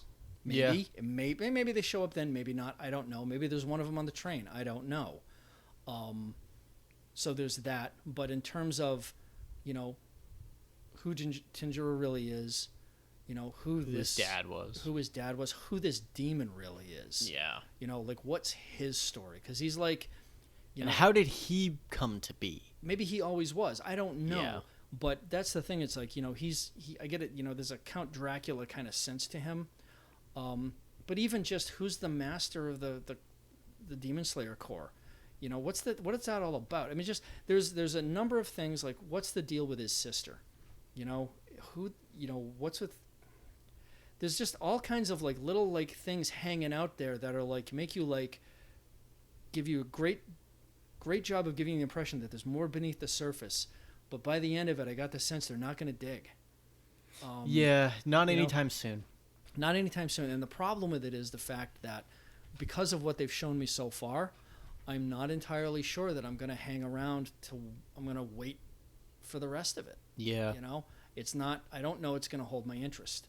We'll find out when the Infinity Train comes out.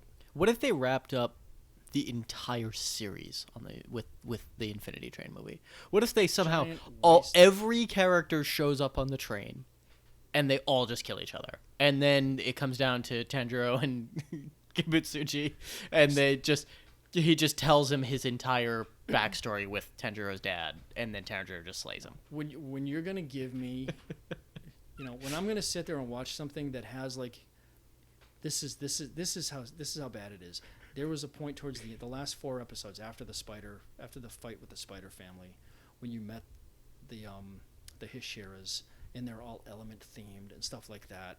And this thing, all of a sudden, I'm thinking like, holy crap! I'm watching a Last Airbender ripoff. Because that's the vibe I was left with, but the kind of caricatures they are, and if they do something like that, and it just ends up being this spunky kid with all these hidden talents that goes against the big evil guy and beats him, and you're going to tell me that the fucking Last Airbender did a better job of telling that story, then you failed. I don't think that's what's going to happen, but the fact that I'm even thinking of it on that level tells you how disappointed I was in what they delivered on. Yeah. I'm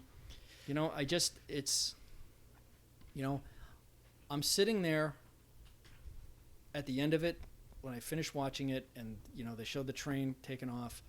I'm sitting there watching it, saying like, I want more, but I don't want more of what's to come. I want more of what you should have given me. Yeah, I want more, but I don't want more of what I've been sitting through. No, yeah, like I want everything that I was promised in the first episode. I was left unsatisfied. I think you're right. I think if you're into this thing already, if you're already into Demon Slayer the manga and you know what's going to happen and where it goes, I get the impression that you can fill in the blanks for yourself, so you're probably pretty satisfied with what you saw. Yeah.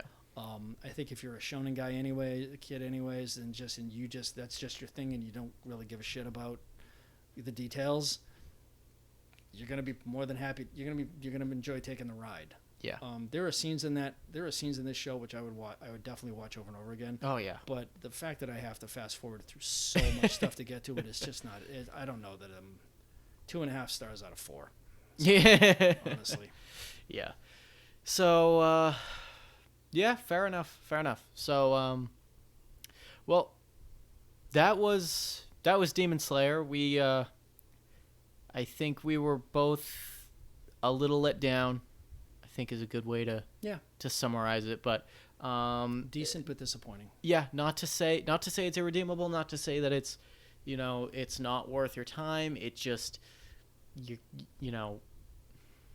gonna want to be a specific kind of person. You're gonna want to have some specific interests if this show is going to hold your attention and going to be worth a watch. When there's already so many other good shows out there competing for your attention. If you're not a shonen fan, maybe consider skipping this one.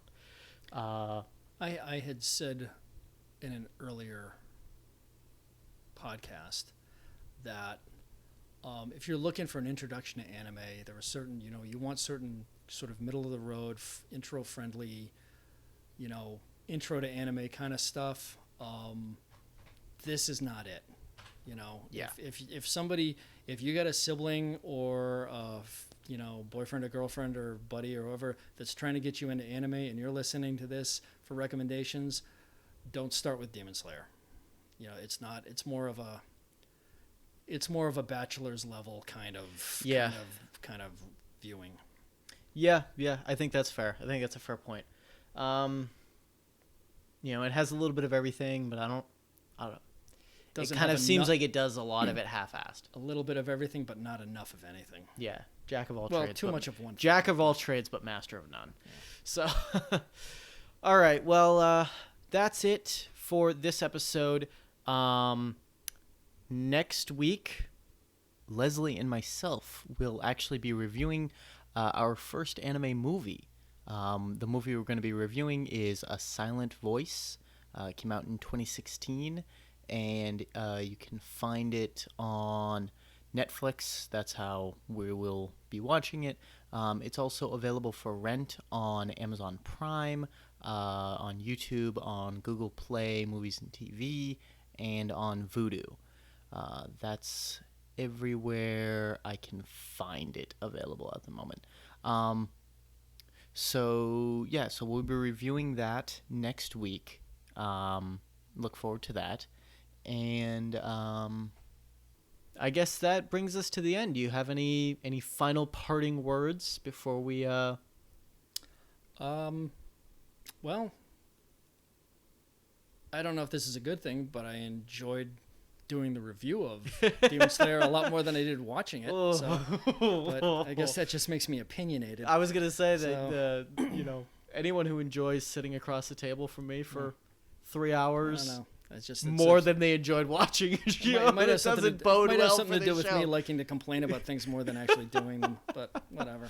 Fair enough. Yeah. Well, I appreciate you coming on. It was my pleasure. I had fun. This was a blast, and we'll pick something a little bit more in your wheelhouse next time. Maybe we'll try to do Ghost in the Shell for the next one when we have you on. What? There's nothing wrong with stepping out of your wheelhouse, especially if you're doing film reviews.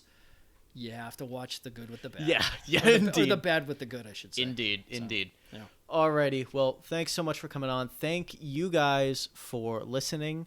Don't forget, check out our various social medias. We're on Instagram, we're on Twitter, at Weeb Reviews Cast.